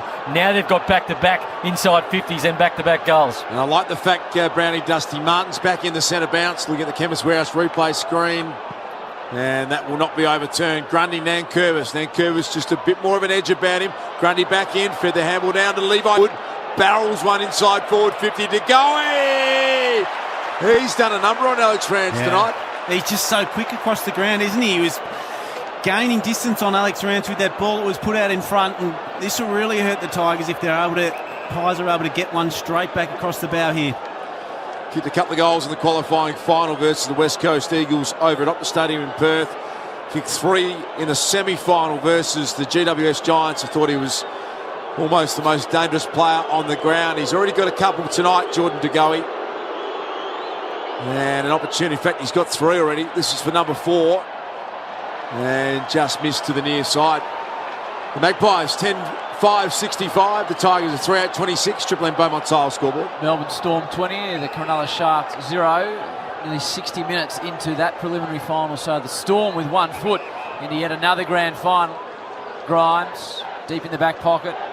Long ball down the line. Grundy is massaged and muscled away from the footy. Falls to Pendlebury. He's caught with a footy. You don't say that very often. Good tackle applied by Reece Conker. Advantage now taken back. So it was paid, then not paid, and then eventually Rioli was away, but the umpire says, nah, give it back to the man. He applied the original tackle, Reece Conker. Almost a rugby union style ruling that, where they let the play go on for a while and determine the advantage. Back to Conker down the line. Over the head of Goldsack and a few others, but Langdon back there at half-back for the Magpies to Maynard. He goes short, finds Tom Phillips. Sends this one down. Big Mason Cox. Look at the big man. Unplayable. You cannot get near him tonight. Superb mark again at half forward. Kicked the 3 second quarter goals. Dumps it inside 50. Myercheck. De Goey out the back. There's the quick reply. And the Magpies have got 1 foot in a grand final. Jordan De Goey's got 4 goals. For so much of this year, Juddy, their pressure up the field has been extraordinary. So they've been able to have that luxury of slow ball coming in. And that means that Alex Rance, Asprey, Grimes, they haven't really been tested at times. And then there's been a couple of games where you see them get opened up and one-on-one, they're human like anybody else. Again tonight, they haven't had that real heat in the midfield, which has exposed their defensive end, which has allowed these back-to-back goals and those easy goals that you never see Richmond get kicked against. Damo's headline was all systems De Goey. He might be spot on, our man. Prophetic? Yeah, we won't tell him that. Prophetic or pathetic? I'll leave our listeners to judge. The Monopoly game at Macca's is on now. Head in store and play today for McDonald's Triple M Rocks Finals footy. And it's once again a 45-point margin. Just can't see how the Tigers are going to claw their way back into this. Long time to go. They were only 5 minutes into the third term, and there's a holding free kick. It's been big Taylor Adams as well, Howie. Tough. Yeah. The former Giant, what's his numbers, Chew? 21 possessions, but 12 contested. That is a big half of footy. He shorts it, finds Sire. He says, let's get it long. Let's put it into Mason. It's not that complicated. Oh, he's down there. Surely that's the game There he plan. He goes to Mason Cox. He's got another one. It's just like rolling replay after replay. Collingwood drop it high and long, and Mason Cox takes a contested mark. It's almost like the sucker punch. They all led to the left-hand pocket, and then they all doubled back, and Richmond were like going, where do they all go? And he ran into a space. This is like the Kangaroos kicking the Wayne Carey. He's playing like a 7-foot Peter Hudson, He is. an American version. It's amazing. Against Oz kickers. That's the way it looks at the moment. So Mason Cox will have a shot from 40. Oh, he's really shanked it. He's absolutely muffed that one. Let yourself down, Mason. And he sneaks it through for one behind the professional mark stand-up. Contested marks tonight, Chewy, for that man. He's taken 5. His PB is 6. Tigers go short to the back pocket. Nick Flostone sends this one down to Dusty Martin. He takes a good mark, Chairman. What's his numbers been, please? He's only had 10 touches, Das. Hasn't had his normal impact at all, Dusty. The Tigers to half forward. Coming out at it was Aish, out the back Edwards. He's had a pretty quiet night for mine as well. That's a good-looking kick to Rewalt. Beautiful ball. Jack Rewalt, chance to kick his third goal of the night. Still not out of it. I mean, they're moving the ball okay, and every time they haven't had inside forward 50, like only the 25 times, but on those occasions, Rewalt has looked dangerous tonight. So Jack Rewalt, All-Australian full forward in 2018. Had an extraordinary year. Mason Cox on the mark again. He's a professional mark stander. He's an All-Australian mark taker. That is what he does. Best of all time. He's saved goals, he's kicked goals. And Jack Rewalt, he liked it off the boot, so Jack kicks his third goal. Just keeps the door alive. The door open. It's 4-8-32 the Tigers, 11-6-72 the Magpies. And that's on the Triple M Beaumont Tile scoreboard. Well, if they have to have a chance of winning this game, they have to come out and have a big first 15 minutes of this quarter, Brownie. And Jack Revolt's been the one who's really stepped up so far. 2 goals already. Shane Edwards was the one that kicked the ball into him in that forward 50 pass, and he's a really important player for Richmond, who is well down in this first half. So Nan Curvis have lifted. Edwards getting his hands on the ball. Jack Revolt getting involved. The signs are good that Richmond are at least going to close this gap. Yeah, and Edwards only 7 touches, so that was only his 3rd touch inside the last 59 minutes of play for Bosch Tools. That's your Triple M Bosch Tools stats with the two man. You got Nez on the boundary for Bob Jane T-Marts, the tyre and wheel specialist, and you got Juddy and Brownie in the back row on a Friday night, where Collingwood lead it by 40 points. And 7.5 minutes into the third term, Revolt's got 2 for the quarter to go. He kicked his 4th goal. The only goal for the Tigers this term. Again, they go inside. The Pies towards Cox. He can't take the mark this time, but he brings it to ground. Short, hooks one round the corner nicely. This is better from the Tigers. They send the ball down the wing to Castagna on the lead, who marks in front of Maynard. Caddy provides an option straight down the line. Georgie Castagna sends it further to Rewalt. Good flight, the footy. Dusty, little don't argue. Handed it back to Presti, who's immediately tackled by Phillips. And the umpire's whistle says blow it up. The thing with playing catch-up footy, there's zero margin for error. Yeah. I mean, Collingwood, you don't want them to score for the rest of the game to get back the 40 points. They're in front. One mistake can cost them the game from now. Prestia busts through a pack, attacked inside 50, but only as far as Maynard. The numbers for Josh Caddy tonight. Chewy's had a wonderful season. 5 disposals and scoreless. He's kicked 46 majors this year. Whenever Chew delivers a stat with a little at the start of it, you know, not happy with it, a pretty definite one. Real sort of... This man still side bottom has been extraordinary this entire final series, but particularly tonight, Truman, he's 21 touches, Das, along with 5 clearances. And the Tigers, we know, don't like to tag players, but still side bottom. Has he benefited from that? Chris Mayne's taking a running bounce at half back. Goes back to Goldsack now. A bit of pressure applied. Good enough to get it back to Mayne. They try and trap it in. They handle their way out, the Magpies. They're through. Taylor Adams can take a bounce. In towards De Goey, gets off his man again. It drops just short of him. It was Grimes who had the job at that stage. Rance came to lend a hand at ground level. Now the Tigers, they're under pressure. Wonderful tackle on the outer side. Graham was run down with the footy. The Tigers just trying to hack it and push it forward any way they can. Falls towards Edwards, clean bowls him now. Howe working on his defensive area. Revolt, clever little hand pass. Prestia caught with the footy by Phillips. Main to the rescue for the Pies. Steele side bottom, good man in the crisis. And then in the end, Jeremy Howe, the man from Dodgers Ferry, bangs it down the middle of the G only as far as Rance. Typical classic Alex Rance marked that one, got back with a flight. Now I've lost home. He just kicks an absolute sack inside 50. Edwards, good contest. The Tigers are playing better footy at the moment. Caddy hasn't been sighted, as Truman told you. To the goal square, Dusty! Wow. Is it there, Juddy? I think it was there, Duke. I haven't checked the Triple M Chemist Warehouse replay, but instinctively I thought he did push him in the back and thought it was a good call by the umpire. We'll have a look at that one shortly on the Triple M Chemist Warehouse replay. Chemist Warehouse, home to big savings every day as Mason Cox takes another contested mark off half-back two. Number 6, equal PB for him. They are huge numbers. Drives a low drop punt down the wing. Cut off by the Tigers. Gee, they're under pressure every time they get the footy though. And they managed through a chain of hand pass to get it to Rance. Now Vlostone, he's being hunted by Treloar. Loops a long hand pass. Grigg, they made a bit of a mess of this. They're really having to work hard to get it forward, but they do. Nice kick, Conker. Really good kick from Conker. Presto goes short, wanted Caddy, and he did well. Really clever mark by Caddy. Hands it off to Basher Hall. He runs to 50. Sends it towards the goal square. Didn't make good connection with it. Off hands. And through for a minor score. 11-6-72 Collingwood. 4-9-33 the Tigers. Triple M Beaumont Tail scoreboard. Storm lead the Sharks 22-0. 66.5 into that game in the first preliminary final. Tomorrow I think it's the Roosters and the Rabbits, is it, Brownie? In the NRL? Yep. Yep. I say that with great confidence, but I think we've got it right. Ball comes towards the wing. There's a push. And it goes the way of Brodie Grundy. It is the Roosters and Rabbits tomorrow. So the Melbourne Storm looking pretty good there. 22-zip. As Grundy goes inboard to Treloar. He's going to go across. For the first time all night, the game has been played in Richmond's half of the ground. They've had a little bit of control, but right now not putting on the scoreboard. Still 4 goals, 9 is poor kicking. Chris Mayne goes laterally. Great southern stand wing side. Out there was Age.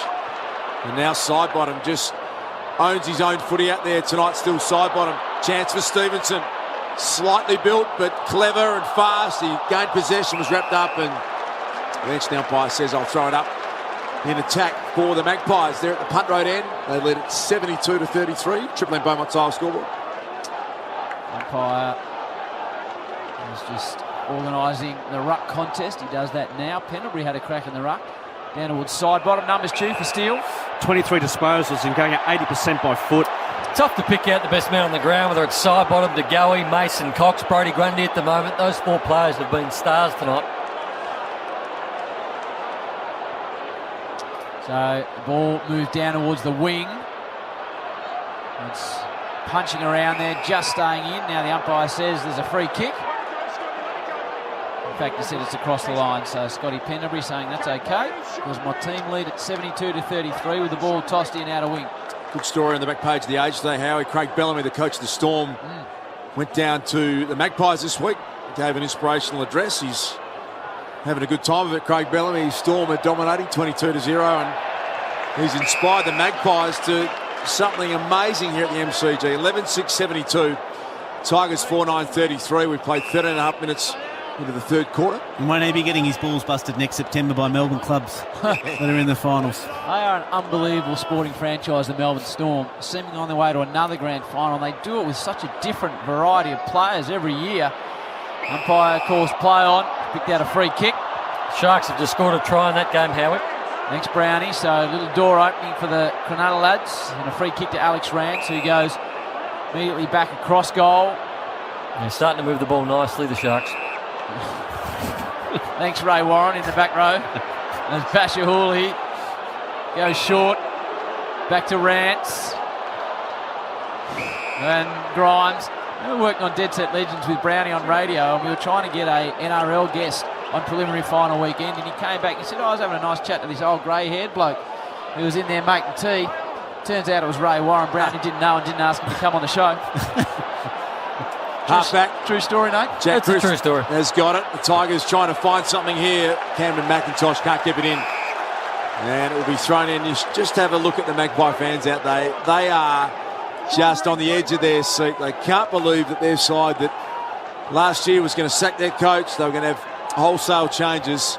What a 12 months, and they are just, you feel, right on the edge of a grand final berth. Not done yet. Basher Hooley's got it. No, they're not. They've improved the Tigers in this third quarter. A couple of goals would make it very interesting. Long ball in the Rewalt direction. Split the pack open, but falls out the back to Crisp. Slick handball.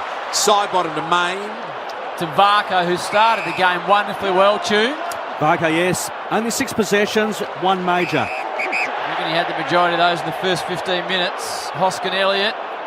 It's not Hoskin Elliott, in fact. It's Josh Thomas. Slides one inside 50 on the right. Not his best effort. And it crosses the line in front of Jordan Igoe, who's got 4. Mason Cox has got 3. And the two-man's got it all. Yeah, Chris, he's the number 1 ranked player. He's had 22 disposals and kicked 2 majors. He's played on 10 opponents, and collectively they've only had 13 for the game. I know they're not trying to save the game at this point, Collingwood, but they've soaked up a lot of time. Probably at least 9 minutes since the last goal was kicked. Oh, superbly done. Grundy Juddy's all over it to the captain, Penderbury. Bends one to the goal square. Grimes has got the match up on to Goey. Myercheck picked it up, and Brody Myercheck. The Magpies are just about home. You can almost call it now. Brody Myercheck has got his second. Collingwood go to 12-6-78. The Tigers 4-9-33. And I tell you what, 45-point lead, but a long, long way back from here, Nate Brown. Yeah, it certainly is. And when you're playing catch-up footy, one mistake, and that mistake was from Asprey. He went up and he just went to ground. He lost his feet. And when you're playing on dangerous mobile forwards, Juddy, you just can't lose your feet. That's exactly what Asprey did. I haven't seen him do that all year. All of a sudden, they're losing their feet all over the place in this preliminary final, and it's cost them at least 3 goals tonight, Richmond, by just losing their feet. Scores from stoppages, Duke. 6-5-41 Collingwood, 1-1-7 Richmond. That just shows how dominant Brodie Grundy's been tonight. McDonald's Triple M rocks football. 78-33 on the Triple M Beaumont Tiles scoreboard. Beaumont Tiles have pre-designed complete bathroom packages for under $4,000. Bashar Hooley continues to work hard. Long ball forward. Punched away from Lambert. Now McIntosh to Rioli. Wasn't really sighted in the second term. He's dragged out from behind by Aish. And that is a feat in itself, tackling Daniel Rioli with a footy. And Aish gets rewarded, gives it to Howe. It's cut off by McIntosh. Boundary line's a winner. Their ability to tackle Richmond when Richmond have been on the fast break with a quick handball, normally they'd get out. On that occasion, the handball was good to Rioli, but Aish was just, he was alert. He knew what was happening. He was able to run him down. 45-point lead of the Magpies. 8 minutes remaining until three-quarter time. Extraordinary effort this has been. Here comes Cochin. Got it back to Greg. Spirals one in the Rewalt direction. Oh, great courageous effort, Langdon. That is a beautiful mark. Chemist Warehouse replay screen. Superb, courageous, and really skillful too, Juddy. It was just kept his eyes on the ball, knew the traffic was coming but didn't deviate. Incredibly brave. You're still believing, Brownie, if you're a Richmond player? I asked you that at half-time. Oh, that goal from Myercheck just sucked the life out of him. Trelaw works hard at ground level. It's punched out of his hands. Richmond hustling forward, but it's across the boundary line where we found Bob Jane T-Mart style tyre wheel specialist. Nerily Meadows, Nez. Jordan De Goey just coming to the bench. He's actually been pulled off by the physio who wants to have a chat with him. The trainer went and spoke to him, and the trainer then came and passed the message on. And as I speak, the physio is taking Jordan De Goey into the rooms with the doctor. Now, we saw him spend a bit of time off the ground last week as well. One to keep an eye on. Yeah, thanks, Nez. That will be a big story, I think, regardless of where this game ends up. Penderbury through the middle of the ground. Rance in the way. Juggling attempt from Alex Rance. He hasn't had it all his way tonight. He's had a couple of times where he's been out beaten one-on-one by De Goey, Brownie. Yeah, he's lowered his colours tonight, Alex Rance, so far. Jordan De Goey, 4 goals, has written his name into a grand final, I reckon. Main back there at half-back. So many great stories. All of a sudden you're thinking of the Magpies. Chris Main 12 months ago was, I wouldn't say laughing stock, but there was a lot of suggestions about that trade being a massive bust for the Magpies. Now he's playing himself into a grand final, we think. Yeah, his old man sent some pretty interesting tweets about the coach, Nathan Buckley, and as you say, in a week's time, he might be here on grand final day. They've still got a bit of work to do, though, defending hard. Here's Chris Mayne. Collingwood trying everything they can to get it out of their defensive 50. Richmond come again. Smothered kick. I reckon the umpire might have to separate them here to get it out, and he will. 20 out from the Tigers' goal, 78-33. Brody Myercheck playing for Port Melbourne last year in the VFL. There's a lot of good stories, Das, and they'll all be written this week. 78 plays 33. It's a dominant Magpies out there, and they're showing no sign of letting up at all. This footy's deep inside attack for the Tigers, and Josh Caddy, he's had a forgettable night, kicks that one out of bounds on the full. Damien Harvick, Triple M Chemist Warehouse replay screen. He's just got that look in his eyes of not tonight, surely. Contested marks 14-6, Duke. Chemist Warehouse, home to big savings every day. Nathan Brown and Chris Judd on the Triple M Seabus Super special comments. Seabus Super with insurance that protect building construction workers. Howe, cross half back. He's got men on the outer side. It's a long ball to side bottom. Chewy. 26 touches. Is that the most? Leading ball winner on the ground. Who's got the most for the Tigres? Prestia with 16, but 43% by foot. Hand pass to Howe, puts him under pressure. Rioli just gobbles him up. Oh, he's hurt himself too, I think. He's not happy with the hand pass he received. We've got a bit of a cork there, Jay Howe. And Rioli has now got it on the outer wing. Just grabbing a bit of a hammy out there maybe too. Juddy will get narrowly to keep an eye on Jeremy Howe. He's showing any sign of coming off the ground. We'll hope that is all okay. Here's Pendlebury. Got dispossessed. Rewalt did pretty well. Slapped it back, but there is a superstar and still side bottom, and he is a superstar. Make no mistake about that. Crisp kick across the face of goal. Grigg first back in the race, but Phillips, who is an aerobic animal, ran him down and tackled him over the boundary line. Boundary throw in 60 around from the Tigers' city end goal. I'd love to see his case tonight, Tom Phillips, Dukes. I've been watching him closely. I don't think anyone would have run nearly as far as him tonight. There's Jeremy Howe, looks okay. He spent a long time out of the game. Was that with a corky? It was with a corky that he needed a procedure on to get it drained, so it needed a surgical procedure, but he's staying out there at the moment. He looks sore though. Nice work, Nez, on the job as always down there, Narrowly Meadows. Bob Jane T-Marts. Phillips goes short to Adams, who's had a big night, Chewy. He has 25 and 2 majors. Yeah, he's really played a good game. His kick here was cut off by Reece Conker. But the time continues to tick, and Richmond aren't making inroads. They trailed by 23 at quarter time, 44 at the half, and they currently trail by 45 points. The Storm lead 22-6. With about 4.5 minutes to go there, and the ball in the hands of Billy Slater. So I'm penciling the Storm in, Chewy. Looks good, Howie, for Bosch Tools. Brave call that one, Howie. Extraordinary prediction as Pendlebury sends the handball afield. Chopped off though by Flostone. Cochin tried hard. Cochin without a lot of support to Graham. Kick with a one-on-one. Goldsack. Rewalt got him. Spills out to Caddy. Can he bend it back? Chips it back inboard, and Basher Hawley within range can kick a very important and must-needed goal here for the Tigers. It was one of those ones we spoke about, Brandon. We wanted Richmond to change angles, and we saw when they did that there was a huge amount of space for Jack Riewoldt on the far side in their forward 50, so keen to see more of that from the Tigers. Simply just has to kick this goal, there's no doubt about it. He was the runner-up in last year's Norm Smith medal count. Has to get it. Basher Hawley leant back on it. Up and under job to the goal line. I reckon it might have drifted home. It has. And so the Tigers are in front this quarter with that goal from Hawley. Still a little bit of life yet. 3 minutes 42 seconds until 3/4 time. 78 plays 39. Let's get down to Nez.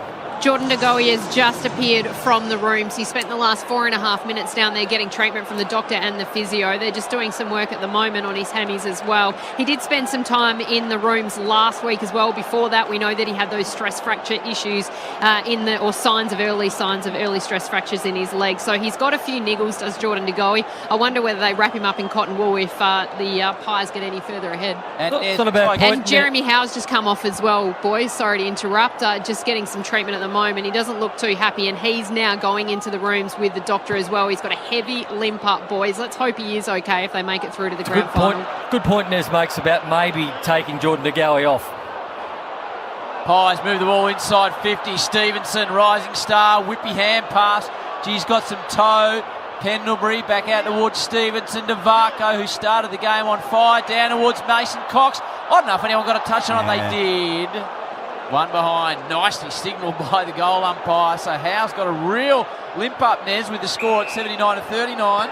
Yeah, and he looked pretty sad as he went into the rooms as well. Let's hope it's not soft tissue and it is a cork, even though he had that serious cork that ruled him out for about a month at the end of the season as well. It's been pretty good Greenwood tonight, hasn't he, taking that mark? Yeah, he's done the job on Dusty Martin.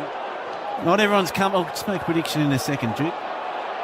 Kick down the line to Mason Cox. I'm told that Levi Greenwood and Dusty Martin are best mates. We're looking forward to Juddy's prediction. Thanks for just teasing that one, man. Juddy's predicting that he's going to make a prediction. Yeah. Really preppy.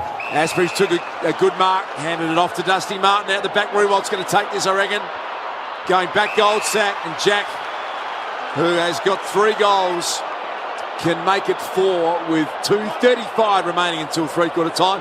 Time for your prediction now, Judd. I just think Jeremy Howe, a lot of media personalities aren't comfortable veering into the medical space, but I'm not one of them, Duke. Jeremy Howe, I'd be nervous about his ankle. Okay?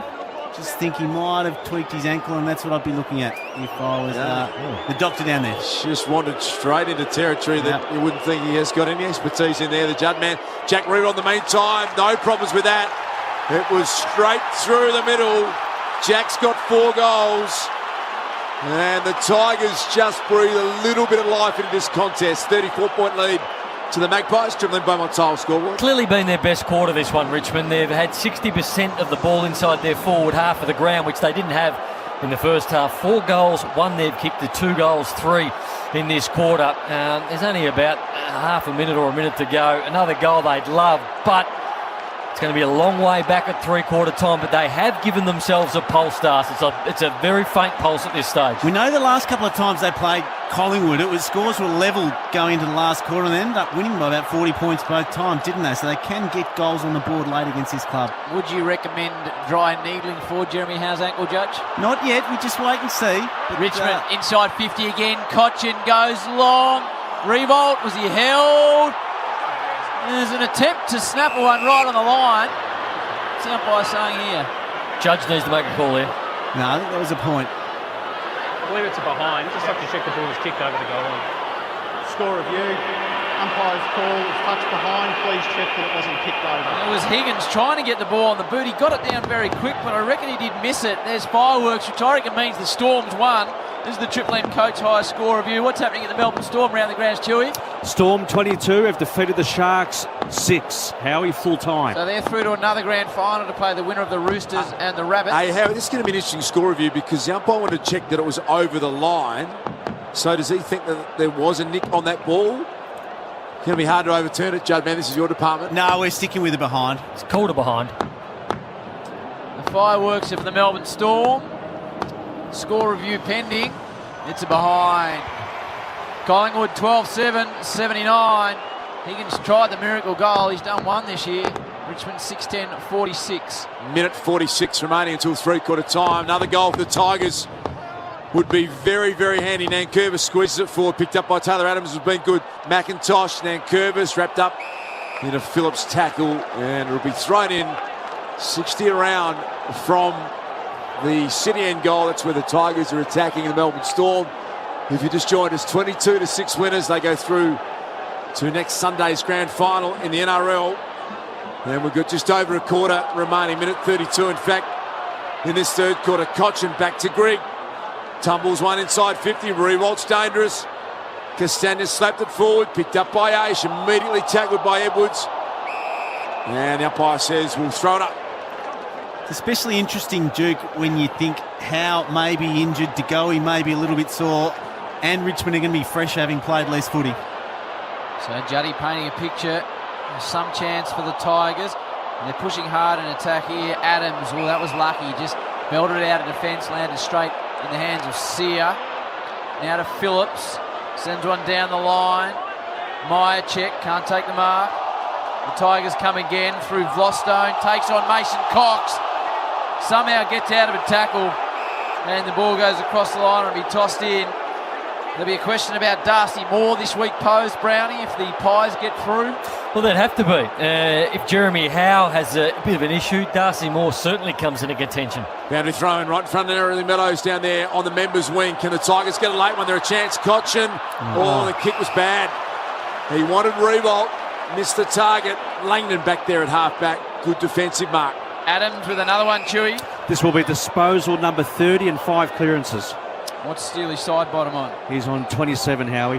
Trelaw's telling him to get it down deep as quickly as they can. There's 29 seconds on the clock to Grundy. Marks in front of Nankervis. How you seen the ruck battle, Das? Brodie Grundy has absolutely dominated, Howie, in every aspect of the game.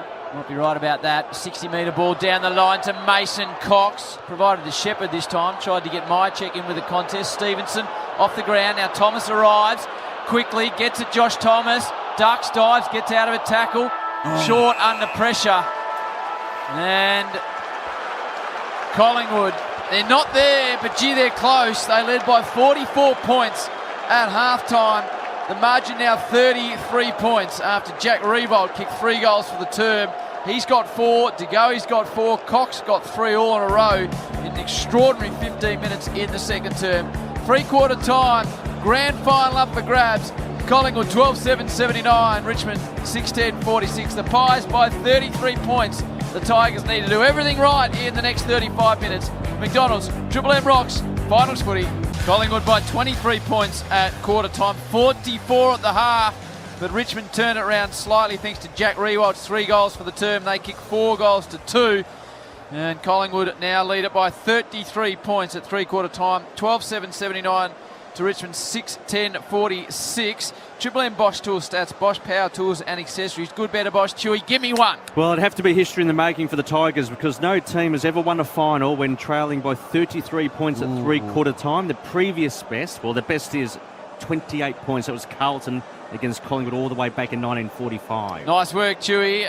Bob Jane T-Mart's tyre and wheel specialist. Now, these are big, big moments for you and the Collingwood boys down there in Early Meadows. Yeah, Jeremy Howe has only just re-emerged from the rooms. He went down in the 24-minute mark of that third quarter. Now, the doctors had a quick chat with Nathan Buckley. At the moment, Howe's getting his right hamstring worked on just on the bench.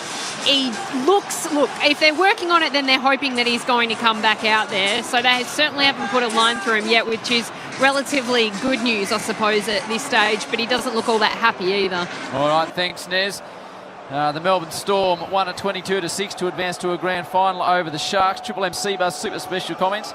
C-Bus Super with insurance to protect building construction workers. Anything for the Tigers, Judge? Well, that was their best quarter they've had so far in the first quarter that they've won, but there's only so much they can do from here. It's going to be very hard to see how they can get back from this position that they find themselves in. They're going to have to change angles. They're going to have to be bold, Nate Brown, and they're going to have to start this quarter on absolute fire. Yeah, the Asprey fall over hurt that when Brodie Myercheck kicked that goal. If it was under 5 goals, he'd give him a chance, but there's just no margin for error at the moment. Collingwood have been too good. I expect them to win this comfortably now. How, Nez? Yeah, the doctors are just having a big conference at the moment. He's just done a run through. He doesn't look all that comfortable, but finished by saying, I'm okay. They're doing some more work at the moment. For McDonald's, Triple M Rocks finals footy. Richmond 46, Collingwood 79. And the Tigers need to get a move on early. Nankervis gives them the opportunity. They drive the ball forward, but Goldsack, a man that in the pre-season absolutely stuffed his knee, well, he might feature in the final game of the year and puts it out to Steele side bottom. Going to be one of the great stories, Howie. Tyson Goldsack, if the Pies can hang on, they have got a 33-point lead to enjoy. The start of this last quarter, side bottom, magnificent game. Down the line to Myercheck. Can the Tigers get involved here? Grigg picks it up, dumps it long. We've got a 2-on-2 down there. One of them, Jack Revolt, got rid of Goldsack. Oh, what a mark. He had to pay it. And they have paid the mark. The Pies were away. It was a late whistle. But I thought that was a mark every day of the week, Judd Man. Absolutely. He controlled the ball. He held it for long enough. An incredibly courageous effort running back with the flight. Kept his eyes on the ball. Brilliant mark. Yeah, really high degree of difficulty that. Just pirouetting back with the flight, as Juddy described. And Jack Revolt, who's played a bit of a lone hand up there. He's got 4 goals. And he's a bit slow to get up. I think he might have banged his head on the MCG turf. He's up and he's ready to shoot for goal number 5. He's playing some game, Das. Everything we've been talking about Collingwood, he's lining up for 5 in a prelim. Very limited supply too, Howie. Richmond 10 marks inside their forward 50. Revolt with 7 of them. It's around this time last year, he was on stage with the Killers, belting out a tune. Just had a little look up the scoreboard, Jack Revolt. So for goal number 5, and this gets interesting from here. If he can kick it, Jack Revolt's got 5, and the Tiger Army finally get a bit of voice. We get it back to a margin of 27 points. 12-7-79 plays 7-10-52. Triple M IJ Liquor scoreboard. Continue to hang in there, don't they? And they've kicked the first goal of the third quarter, now the first goal of the last quarter. Give themselves a chance. They would believe. They'll continue to believe because they've been good enough this year, and they'll know the stats against Collingwood in the last quarters both times this year. I reckon it would have been spoken about at three-quarter time. Yeah, they've outscored it by 56 points in final quarters from their last 2, the Tigers. But Jack Revolt, 607 majors, equal with Michael Roach. So he's equal 4th in the all-time goal-kicking list for the Tigers. Nice, Chewy. Bob Jane T. Martinez.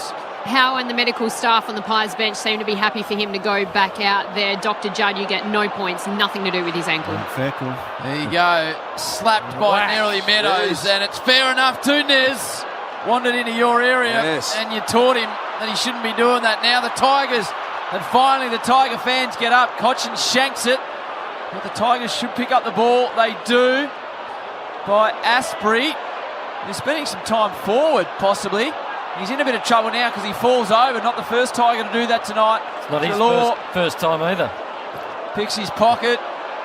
Down the line, big fist away, into the crowd right near Nerley Meadows. One thing you can't have an excuse for is falling over on a footy field. Without being anywhere near the footy and falling over, you wonder what sort of footwear they've got on or what they're doing, because you should not be falling over on a perfect night like tonight. Yeah, and you're right, Brownie and Howie, in that the Tigers have been the ones that have slipped over tonight.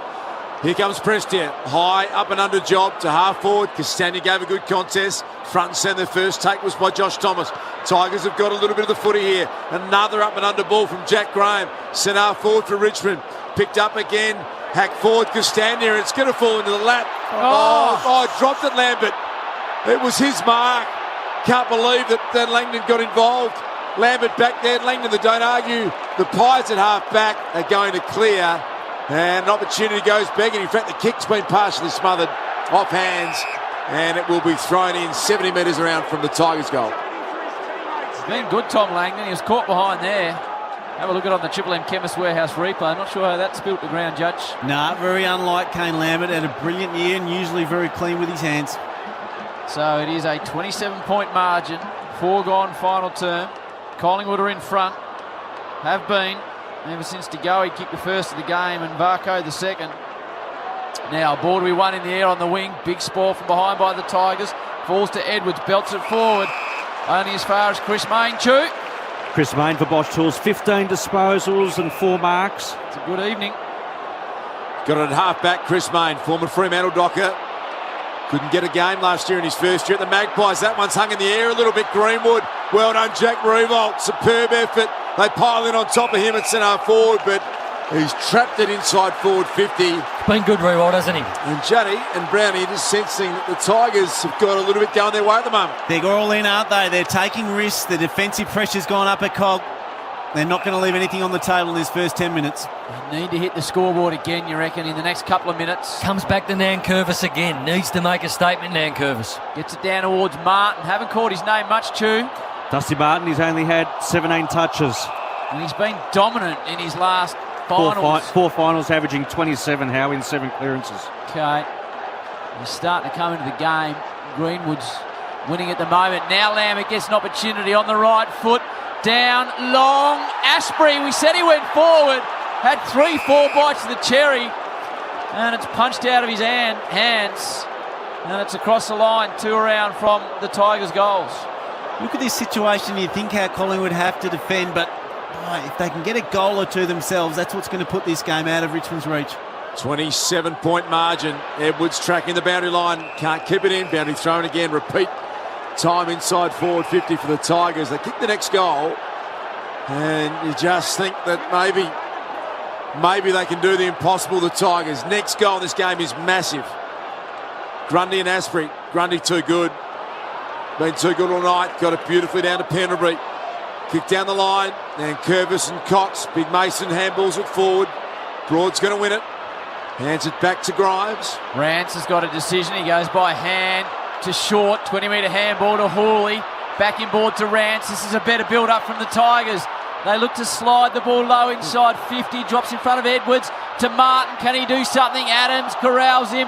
Treloar clean bowled. Hawley off the ground. Down towards Castagna. Now running onto it is Higgins to Rewalt. There's a free kick going the way. Higgins. Have a listen to the Tiger Army now. Higgins, who's been a bit edgy in front of goal, Chewy, with set shots this season, will have a shot from 20. Howie, something's happening here at the moment. It is just starting to brew a little bit. 4 goals, 10 Higgins from set shots, Howie. All right, his last one he kicked from a similar spot. He just hurried it. He's not messing around here. Higgins, he's kicked it. Are the Tigers marching back? First 2 of the term. Buckley turned for the first time. Collingwood 12-7-79. Richmond 8-10-58. 21-point margin. Triple M IJ Liquor scoreboard. Stock up for the footy season at IJ Liquor. Head to ijliquor.com.au to find your nearest store. They couldn't, could they? What they have done now, Judge, is kick 7 of the last 9 goals. And in this last quarter, 93% inside their forward 50. So they're giving themselves a chance and asking the question of Collingwood now. Have a listen to the Tiger Army. 21 points. It's a delicate stage of the game. Eddie Maguire just looking down at the record. There's some nervous Collingwood fans all of a sudden. Plenty of time. Only played 8 minutes in the final quarter. Here comes Nankervis. Grundy over the top of him. Edged off it. Prestia did really well. Ricochet back to Dion Prestia. Shins it forward. Running onto it now, Grigg. Tracking him, Thomas. Crisp gets back. He's been really solid. Caddy's there as well. They surge it to half forward. Chris Mayne ran into a brick wall. Rioli got it. And the free kick's going the way of Mayne. Tigers were inside 50 again, but Mayne will get it at halfback. That tackle pressure from Richmond that they've been famous for looks back, Duke. They're putting Collingwood under pressure. Interesting to see how the Pies respond. Collingwood led up by 53 points at the 22nd minute mark of the second quarter. It has shrunk quite dramatically now. It was 33 at three-quarter time. And they've chipped off in the first 9 minutes, another 2 goals. So it's back to 21 points. Grundy to Stevenson. Just need to hit the scoreboard, the Pies. But at the moment, it looks to be a struggle. Inside 50s for the term, Chew. Richmond's way, Howie, 5-zip. Okay, that is a stat now. Rioli punches it forward. Gets away from Revolt. Pendlebury. Hand pass. Great kick. Now that is a really, really good kick by Maynard. And now Steele side bottom, centre half back. I'm just going to take a bit of air out of this one. I just don't like that reaction to just want to play slow, Howie. They were on there. They had to play on the fat side of the ground. They could have gone quick. I think it's too early to try and save this game. It's only 1 goal, isn't it? Yeah. Triple M Super special comments. Chris Judd, Nath Brown urging the Magpies. Keep taking a risk. Down the line, Big Mason. He has played a game for the ages, Howie. Outmark Alex Rance, if you don't mind. I think it's the best game for an American in the history of the game. Yeah, I think you're right. No, we'll go with that. Big Maso long down the line and contested mark number 7. That was 2 men. Yep, and a PB for him as well. I reckon who he's up against. He gave it to Jason Holmes. He gave it to Rance when he got up too. Well, you picked him right from the start when he took that early mark. He had a real confident swagger about him, Nate Brown. And I've liked it. They just need 1 more goal, the Pies. You'd think that will do it for them, but Richmond are coming hard here. Nankervis and Grundy. Collingwood 60 from home. Nankervis puts up to a risky ball. Pendlebury, 2 hands, fisted inside 50 to Degoe. He's kicked 4. Forced to Treloar on the snap. Adam Treloar! Is that the winner? Treloar round the body. The Collingwood Army are up at the City end. Collingwood 13-7-85, Richmond 8-10-58. And that's on the Triple M IJ Liquor scoreboard. Stock up for the footy season at IJ Liquor. Head to ijliquor.com.au to find your nearest store. That's a massive goal. Well, it felt like they needed it, Howie. They've dominated this game, Collingwood Football Club, but was starting to feel like they were under pressure, and Adam Treloar, fitting that he kicked that goal. Remember, it was only a few years ago. He could have gone to Richmond or he could have gone to Collingwood. He's made the choice to go to Collingwood, and that was a brilliant left foot goal under pressure. Another messy goal. It's been contested footy, often contested marking that's done it for him all night, and a contested messy goal again for the Pies. Triple M Seabus Super special comment. Seabus Super with insurances that protect the building and construction workers. Chris Judd, Nath Brown doing a great job tonight here on Triple M footy. Hoskin Elliott to Phillips. Tumbles one down the line. Back there is Short. Kicks it out back to Hoskin Elliott. Back to Phillips again. Pops this one inside forward 50. Big Pack came at it to go. He gave a good contest. And off hands, boundary thrown. Amazing coach from Broad going back with the flight there. DeGoey was coming out at 1,000,000 miles an hour. He continued to go back even though he knew he was coming. Just joining us, Melbourne Storm beat the Sharks 22-6 to go through to another NRL Grand Final next Sunday versus the Roosters or the Rabbits. Now Collingwood, again they press. Hack the ball inside 50. Short looks to the boundary line and gets there. Collingwood 13-7-85, Richmond 8-10-58. 12.5 gone in the final term. The Monopoly game at Macca's is on now. Head in store and play today. Brodie Grundy again. His follow-up ruck work has been super impressive.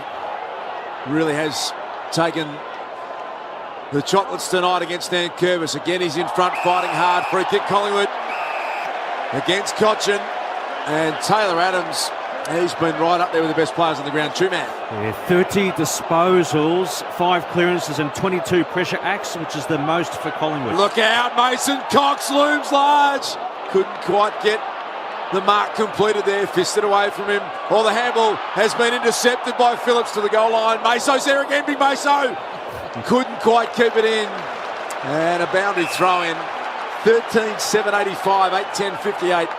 It is the Magpies almost into the grand final, Browning. Yeah, his parents were lucky to get down there in time after your question to them, Dust. It seemed to go on and on. Well, they're staying till after the grand final, they told us. Didn't get a lot out of Big Phil Cox, I'll be honest with you. Brodie Grundy rolls into an open goal and kicks the sealer for Collingwood.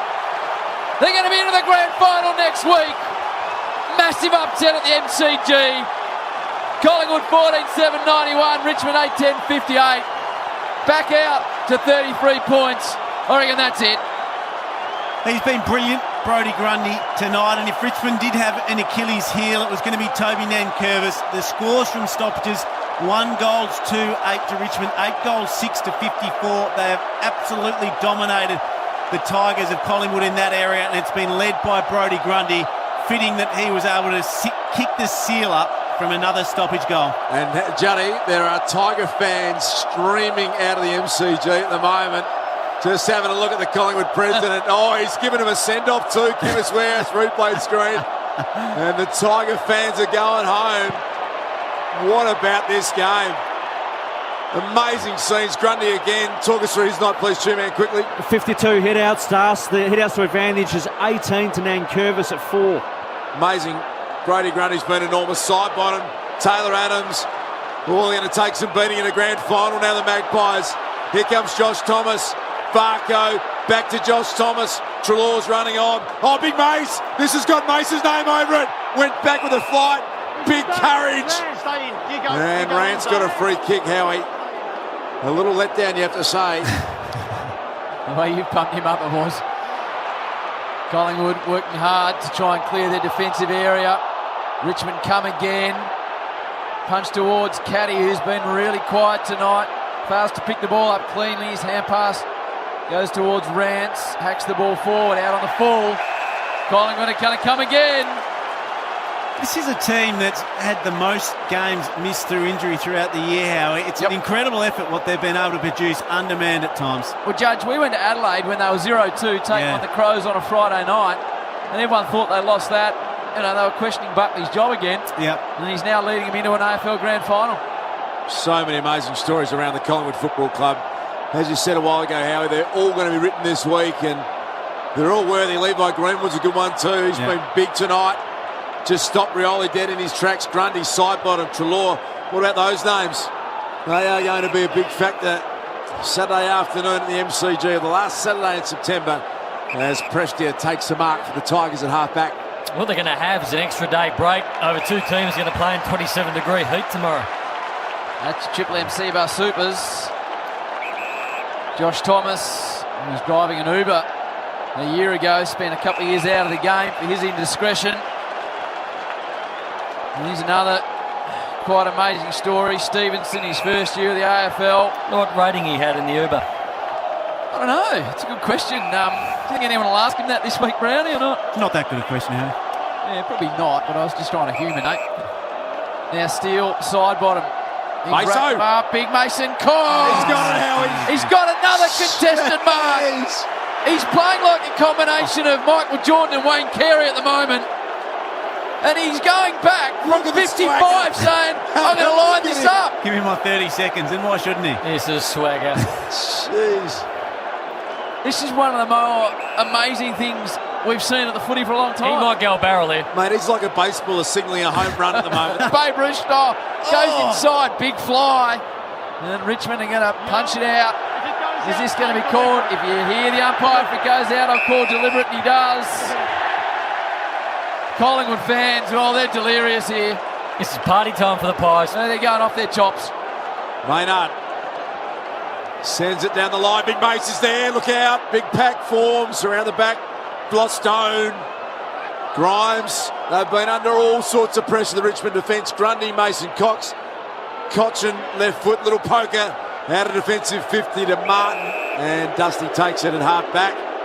What are the questions the Tigers are going to have to answer post-game, Brownie? They're going to have to answer the question about how do they lose so many 50-50 footies like this one here.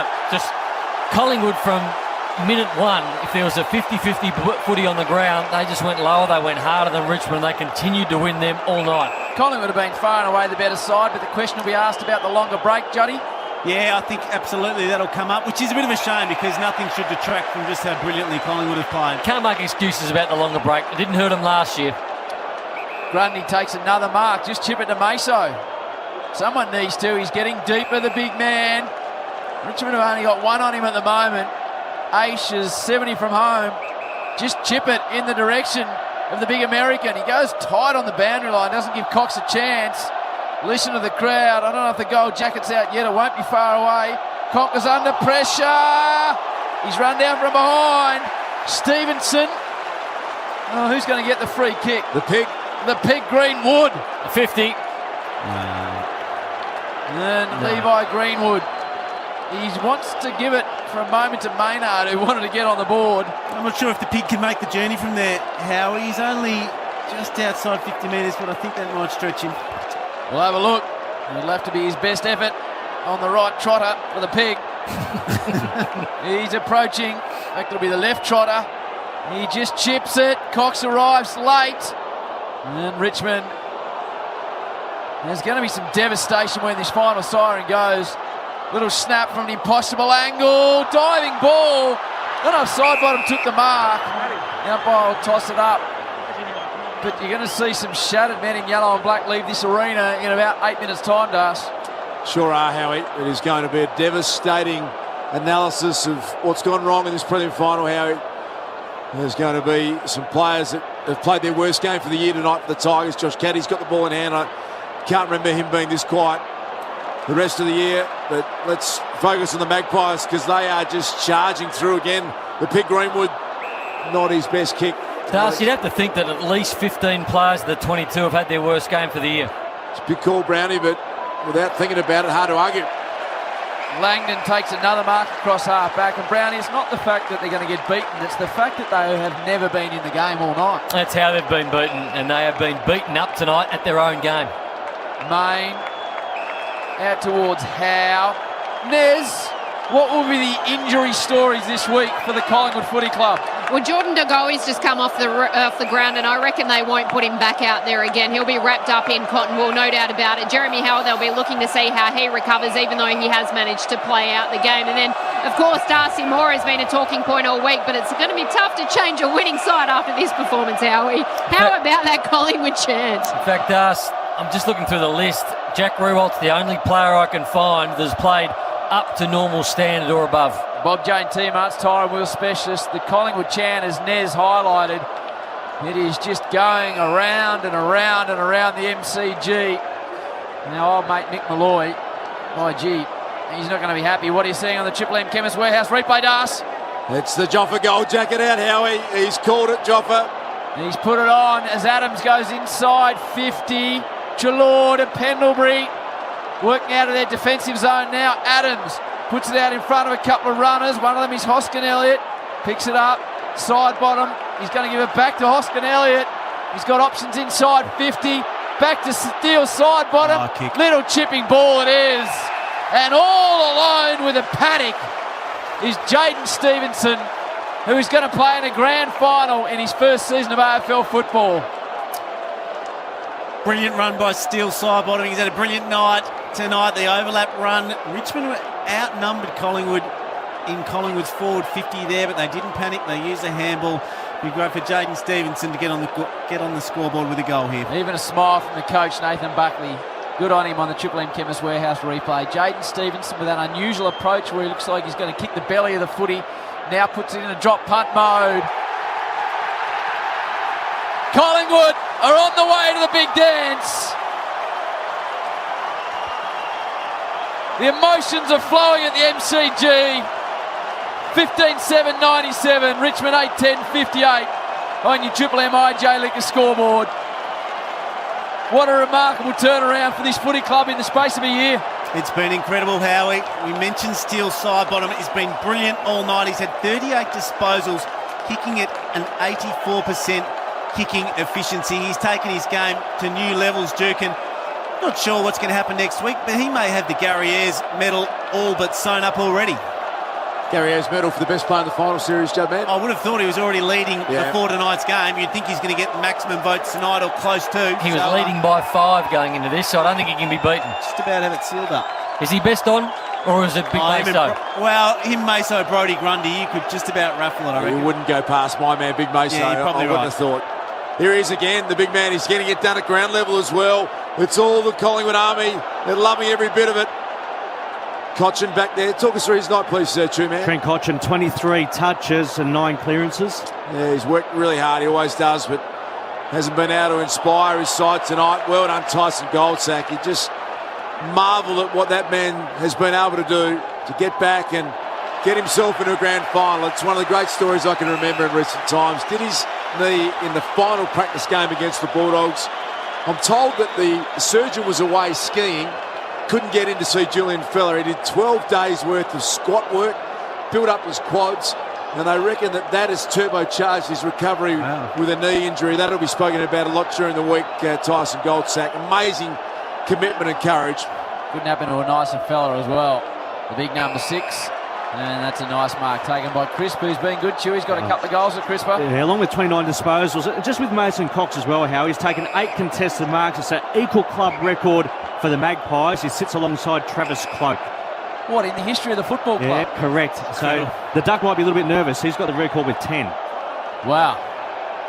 The Duck does claim in days where they weren't rolling stats. He took 18 one day, but that's the Duck for you. Meso. He's got it again. Juddy, what are your thoughts on supporters leaving early? If you're a Tigers fan, do you condone that, or do you... Got to beat the traffic, Judge. Well, there's Nate Brown. Leave us super special comment, Big Mace down the line. Why would you hang around and watch this as a Tigers fan? When you can no longer win, you got to cut and run. You've won 22 games in a row here. You stick it out to the very end, Howie, surely. The chicken manure's got to go on the front doorstep, I would have thought. Or the chicken hearts, or whatever it was. I don't know how Mick Malloy's going, but he'd be flat. Oh, stay away from him tonight. Yep. He'll be dangerous tonight, Howie. You'll be giving it to Chowie. He's great, mate.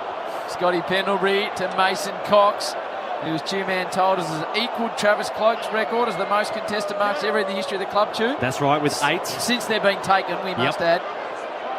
And again, Richmond push through Castagna, gets into trouble. Gee, they've tackled well. And that is Aish, who takes a great free kick for that tackle. There's only 3:14 on the clock. Storm beat the Sharks 22-6, so they're in a grand final, as will Collingwood be.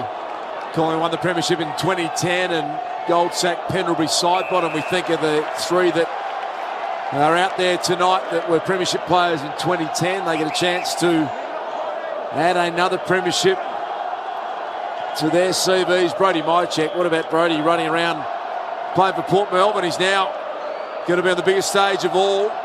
Jaden Short, who's found the going pretty tough tonight, cuts back inboard. It's over the head of Pendlebury out the back. Prestia, the little man, ducked back, won it, sends it a long ball to the goal square, and the mark taken by Langdon back there. Got back and read it really well. How many marks has he taken, Stu? Tommy Langdon? He's taken 12 on the back of 10 last week, and last week he also took 5 intercept marks. He's had some game. So Grundy. I reckon the Pies boys will enjoy sitting down watching West Coast and Melbourne go bang, bang in a prelim tomorrow in 25, 26 plus degrees with an extra day's break. Now Pendlebury looping hand pass. Can they get it on to Hoskin Elliott? They can. His hand pass is chopped off back to Basher Hooley. Here he goes short.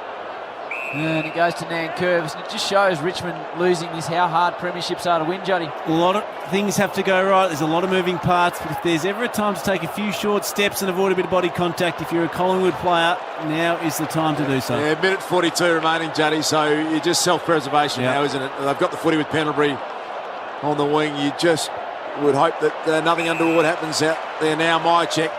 Big mate starting to get another one here, I reckon. He's in the frame. Nate Brown.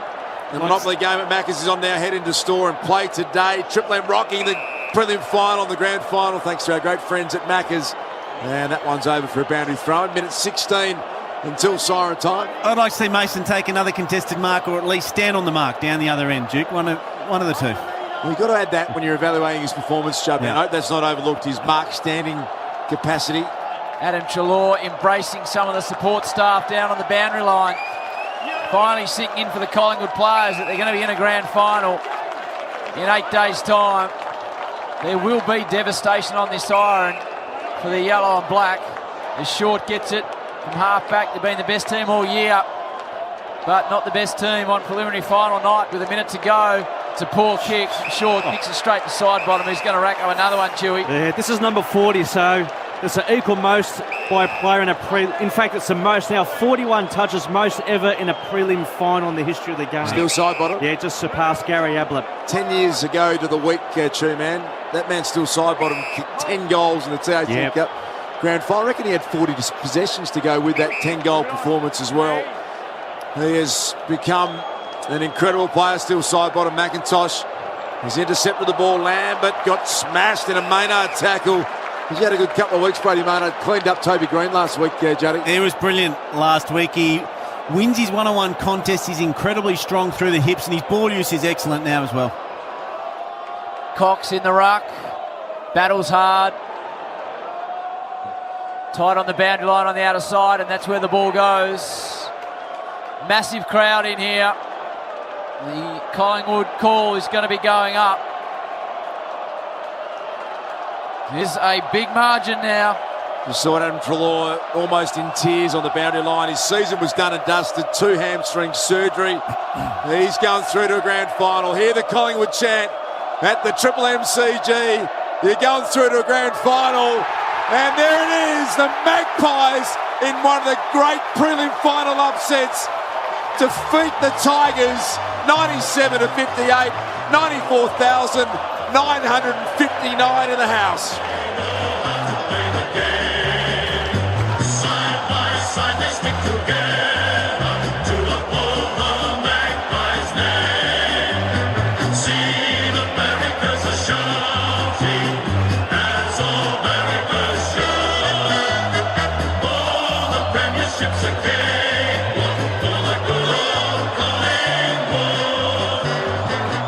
Extraordinary night at the MCG, 94,959 people. Collingwood 23 at quarter time, 44 at the half, 33 at the three-quarter time break. In the end, Collingwood 15-7-97. Far too good for Richmond, 8-10-58. The Pies by 39 points, and they make their way through to a grand final against either West Coast or Melbourne. The goal kickers, Jordan De Goey with 4, Mason Cox. Unbelievable night, 3 in a row to kick off the second term. Jack Rewalt was outstanding with 5 for the Richmond Football Club. There'll be some really, really shattered men in yellow and black tonight as they traipse down the rooms. But it's a wonderful story, Collingwood. They are through to the most unlikely of grand finals.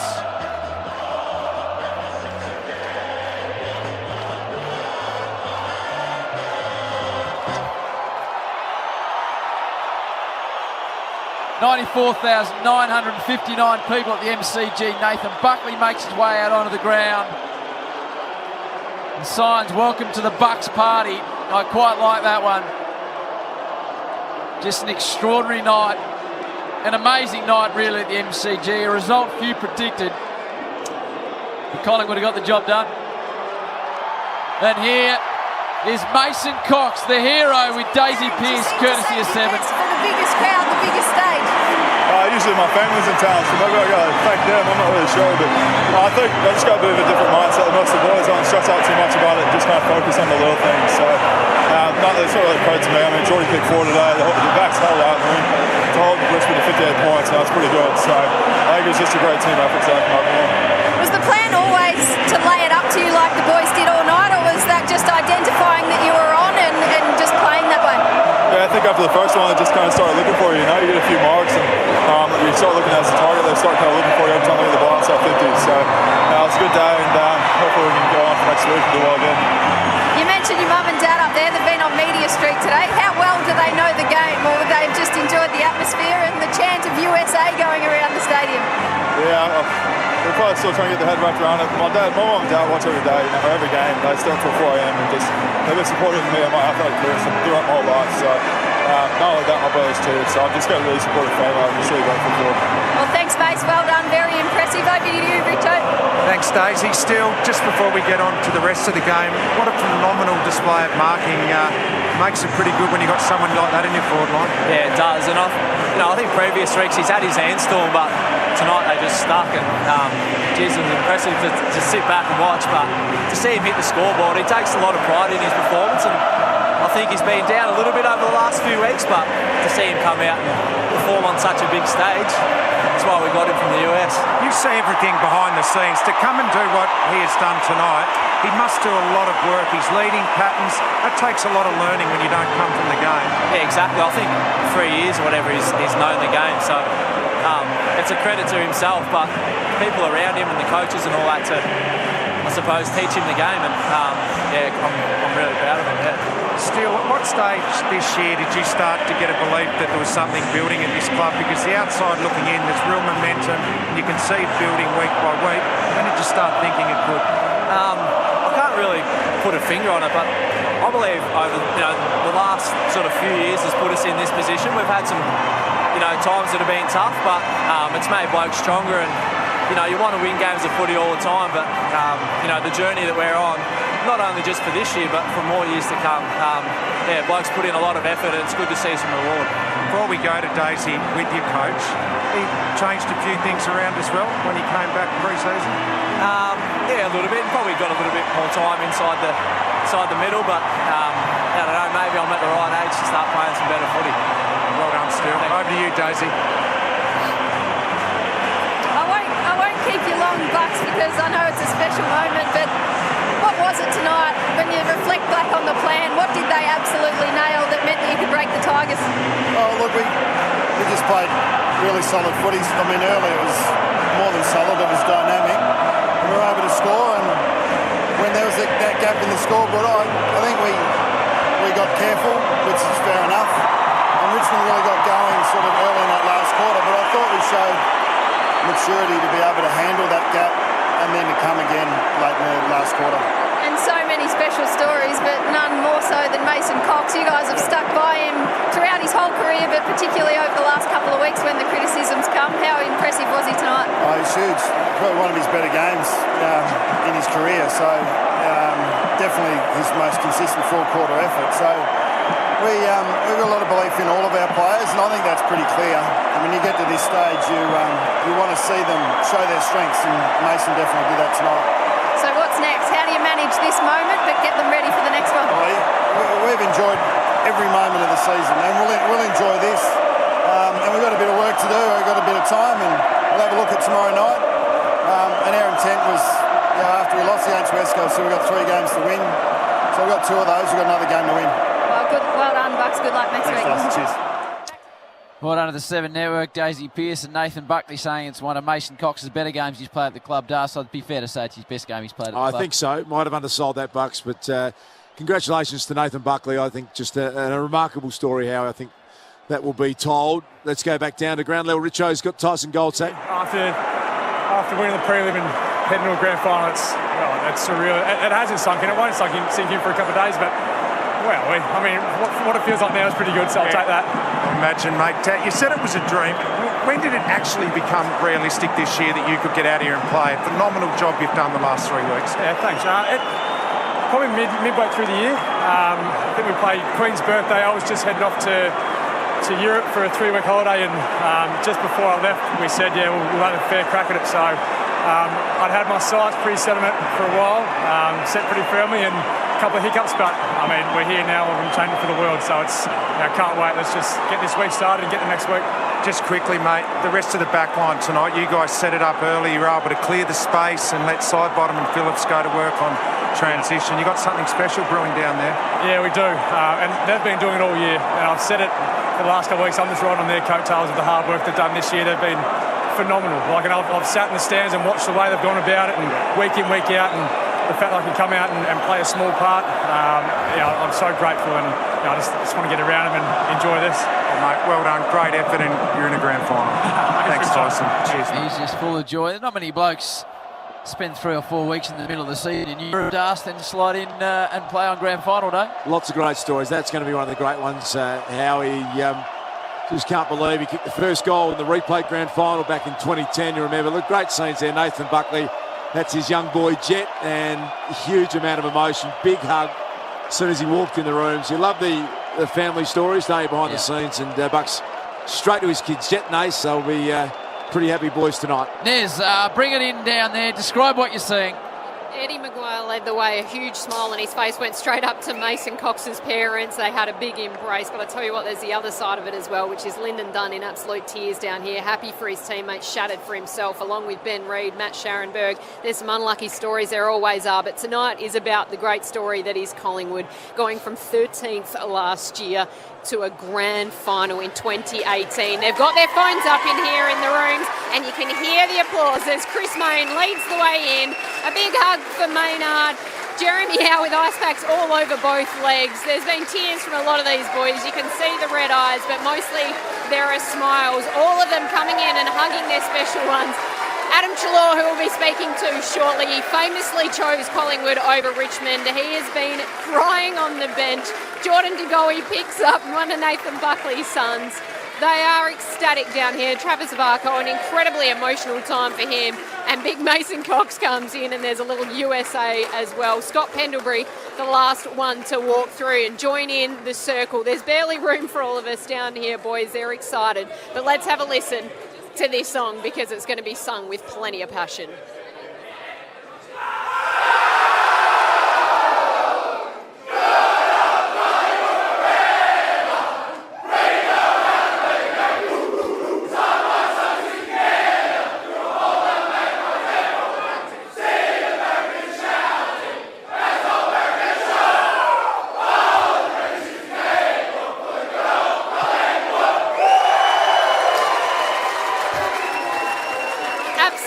Unbelievable scenes here, guys. Nathan Buckley took a step back, but he sung that song with so much emotion. He's just grabbing the boys. He's going to bring them in to just have a quick chat. He wants to gather them and have a private moment. I might try and track down Jay Cox, the mother of Mason Cox, to have a chat with her shortly. Well done, Nez. Great work down there. Something's caught your eye on the Triple M Chemist Warehouse replay, Juddy. No, just saw Jeremy Howe there with a bit of ice on his hammy and his ankles as well. So we hope he's okay. There's what's happening down there. He's doubled down. I've got Jay Cox, the proud mother of Mason Cox, who spoke to us pre-game, so I think we can take all of the credit in the Triple M box. There you go. How proud are you right now? Because your American son has just been close to best on ground in a preliminary final. I just can't believe it. I'm just like, the whole team just played so good together. And they knew that they could do it, and they just had confidence. And I could tell in the third quarter when he was just skipping around a little bit. And I thought, okay, he's cool. He feels, relaxed. And I think he just felt confident that they were going to win. You've got tears in your eyes. You're shaking. You're so excited. He had the strut going from the get-go. Have you seen him look that confident?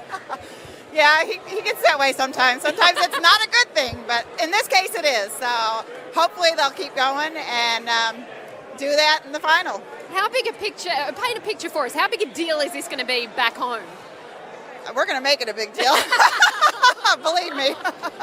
Well, I've already had some friends texting me and stuff like that, so from the States that have watched this game. So all of our friends were watching it back home, and our sons were watching it back home, and so I expect the other two kids to be coming out for the finals. And how do the family celebrate tonight? I don't know. We haven't really thought about that yet. I don't know. I don't know if we're going to be able to sleep. Jay, thank you so much for spending some time with us again. Congratulations. It's such a proud moment for you and your family. Exciting. Thanks. Thanks, Nez and Jay down there. Chewy is an American. We had Mike Pike, the big Canadian, play in a grand final. We had an American in an AFL grand final. An American. I reckon he could be on the money, Howard. It might be the first time, I'd say. Might. Confident of that. Chemist Warehouse replay screen. Damien Hardwick has got the whole of the staff, all the players, and he's having a very, very long discussion. It's looks pretty heartfelt. Howie, certainly no raising of voice. It's just, you can imagine the disappointment over the Tigers' rooms tonight. No doubt about it. The Monopoly game at Macca's is on now. Head in store and play today. Next, Nez from the winners' rooms.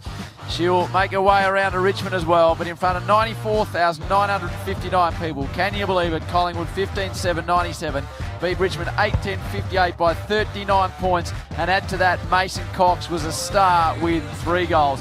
Plenty more to come from the G from McDonald's. Triple M rocks finals footy. Collingwood beat Richmond in a prelim, by 39 points. Mason Cox kicked 3 in an amazing 15 minutes in the second term. And also very good on the goal front, Jordan to go with 4. Jack Revolt was valiant with 5. Higgins with 2 for the Tigers in front of 94,959 people. Collingwood rooms, Nez, there's nothing like a Collingwood rooms when they win, but when it's a prelim, oh wow. It's pretty special down here, Howie, and I'm with one of their stars, Adam Treloar. You've just been in hugging your family and your friends. You've got red eyes. You've been bawling your eyes out. Talk us through the emotion. No, it's obviously we've come pretty far in the last 12 months, and we had so much belief coming day one into pre-season this year that if we played our brand of footy for longer, we could match it with anyone. And it's nice and rewarding to know that the amount of effort and hard work you put in, especially over summer, to just work on what we know we can do well. It's exactly what we've done, and to deliver it on a big stage, like tonight against the best team has been the best team in the last 2 years. It's just really emotional, and obviously I obviously did my hammy this year, but other than that I had a few things other going on, and there was a chance I wasn't going to play footy again this year away from my hamstrings, just personal stuff going on, and it's quite emotional because when footy gets taken away from you, because it did with my hamstrings, I didn't think I was going to get back, especially not into this position, and to be here, it's made me just appreciate football so freaking much, and my teammates. I just love them all, and win or draw, win or lose next week, the amount of pride that I have in this footy club and this group, it's just not, I can't really put it into words. You've always been super honest, and that's why we love you, Ads. And about halfway through this year, I asked you if you'd been dreaming of standing up and raising that Premiership Cup, and you said absolutely every night. You're in a grand final. Yeah, I don't know what to say, Nez. With about 8 minutes to go, when we were up by 40 or whatever it was, we sort of knew we were going to make it. And I said to Josh Thomas out there, mate, we're playing in a grand final. Like, what the heck? Like, as much as we believed it, like I said, well, hand on heart, we believed that if we played our brand from the start of the pre-season, we played our brand of footy for longer than what the opposition does, it stacks up against the best teams. And there's always a little, not self-doubt, there's always, you can't control what other teams do. So, to get to this position and then perform on such a big stage, again, like I said, against the best opposition, who clearly are the best team, have been all year, it's just the pride I have for the group and the boys and everyone is just enormous. And Buckley unusually took you guys into the room to have a word with you straight after the song. What did he want to say? Oh, he said to obviously soak this up the next 24, 48 hours. Appreciate where we are and how we got here, and sort of look back and look at all the hard work we've put in. But at the end of the day, we haven't won anything. We haven't, we've got an opportunity to win it, but we haven't won anything. So, like he said, soak it up the next 24, 48 hours. Come back on Monday, obviously find out who we play tomorrow. Review this game, see what we can improve on, and then back on the horse again next week. If we can play our brand of footy longer than what either West Coast or Melbourne do, then give us a long chance to win the game. So for now, I'm just going to enjoy this. And Adam, no one comes and announces to you that you're a great team. Were you able to pinpoint a time during the season when you really believed that this team could be a great team? Yeah, I think we didn't start the season over well. We lost the first 2 games to Hawthorn and Giants, and I think the Carlton game round 3, that was a hard-fought game. We won that game, but no one really was giving us any credit, I suppose. And then I think it was round 4. We faced Adelaide over in Adelaide. It was a Friday night game, so everyone was watching. Adelaide still were one of the premiership favourites, and the way we won over there, but the way we won, we played our brand of footy for all the 4 quarters, and we won convincingly. And I think from there, the belief in the group just went through the roof. And it wasn't like we didn't believe. We always believed, but I think when it stacked up against good opposition, that's when we really believed. Even the Richmond games, like I said, we have to compare ourselves against the standard, and that's the Richmond Tigers. And twice this year at 3/4 time, we were playing really, really good football, but obviously we couldn't get the job done. So, we believe going into this game, if we could do that for longer, there'd be an opportunity that we win the game. So that's exactly what happened. Adam, sides got themselves in trouble against the Tigers by over-handballing. I thought it was clear from minute 1 that you guys wanted to take possession and kick the footy without giving the ball back to them. Well, yeah, they're a great pressure team, so why would you try and handball it if they're just going to turn it over and score the other end? So, when we've got Coxie down the line who either grabs it or brings the ball to ground, that's a nice outlet to kick to. We've got Brodie Mychek, who just created a contest and plays his role first class, and then there's obviously Geordie, who's super one-on-one. So, why would you over-handball? There's a couple of times we did over-handball, especially late in the game, but that's you're right, that was exactly what we wanted to do going into it. Ad, congratulations to you and your football club. Have a wonderful week. Enjoy the full thing, mate, the parade, etc. And we'll see you in 8 days' time on grand final day. Thanks, guys. Much appreciated. Adam Treloar. Very honest. Very honest. He's open, isn't he? I like that. Just having a look at Big Brian on the Triple M Chemist Warehouse replay. Went up to young Will Hoskin-Elliott, who had his little baby there, who looked happy, and then Brian arrived with the mic and just scared the whiskers off the poor kid, who just burst into tears. Wow, poor youngster. All right, Chewy, the Triple M Bosch Tool Stats. Well, Richmond, they've lost their first game at the MCG, Howie, since the 17th of June last year. So they'd won 22 in a row coming to this game. That's now been broken. They're also their equal lowest score of the year as well with 8-10-58. But a couple of quick team stats here. The contested marks, 18-9. So Mason Cox took 8 contested marks, which is the equal most by Collingwood players, sitting alongside Travis Cloak. Collingwood also had 54 more disposals, 11 more tackles. The scores from clearances, Collingwood 9 goals, 660 to Richmond, 1 goal, 2-8. They got absolutely hammered the Tigers, and leading ball winners, Sidebottom 41 touches at 81% by foot. So it's the most number of disposals in a prelim. Adams with 36, Crisp with 30 in a couple of majors. Grundy, 21 disposals, 56 hit-outs. His PB was 57, but he had 19 to advantage to Nankervis at 5. And for the Tigers, 25 to Cochin, Rewald 14 disposals and 5 goals. But these numbers here, Howie, in closing, Martin 19, Edwards 14, Caddy 11 and scoreless on the back of 46 majors this year. Graham 8 and Castagna 6 and scoreless. Outstanding as always by you, Chewy. Today's Macca's moment didn't happen at one particular moment. It was just around one man. It just continued. His name was Mason Cox. Here's how we called the Macca's moments on Triple M Footy. Rance socketed it only as far as Treloar. Big chance, Mason Cox coming up, and he's clunked it. Big Maso! Wow! And you'll be getting pretty twitchy if you're a Tiger supporter, and he delivers it through. Unbelievable scenes. This is getting really dangerous for the Tigers. Cox is deep again. He comes out. This time he's taken a hanger, Mason Cox. And he just looks at everyone as if to say, what did you expect from me, Brownie? I told you this before the game, Howie. I said it's set up for this big man tonight. Mason Cox, not much angle, stabs at it.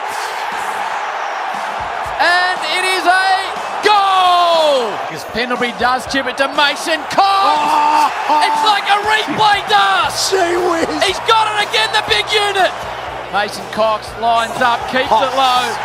Mason Cox is writing his name into Collingwood history at the moment. Sends this one down. Big Mason Cox. Look at the big man. Unplayable. You cannot get near him tonight. Now Steele, side bottom. Big Mason Cox. He's got it, Howie. He's got another contested mark. He's playing like a combination of Michael Jordan and Wayne Carey at the moment. Down the line, Big Mason. He has played a game for the ages, Howie. Outmark Alex Rance, if you don't mind. I think it's the best game for an American in the history of the game. Yeah, I think you're right. We might have got a touch code away at stages in that corner, but sure, we should be comparing him to Michael Jordan, but he had a pretty big impact, Judge. It was outstanding, wasn't it? And to see his improvement, not just in the home and away season, but what he's done this final series has been a joy to watch. That is it for Friday nights. We've appreciated you listening all through the year. The great man in the back row, Luke Tunnicliffe, who is the #1 producer in radio, has steered the ship magnificently this year.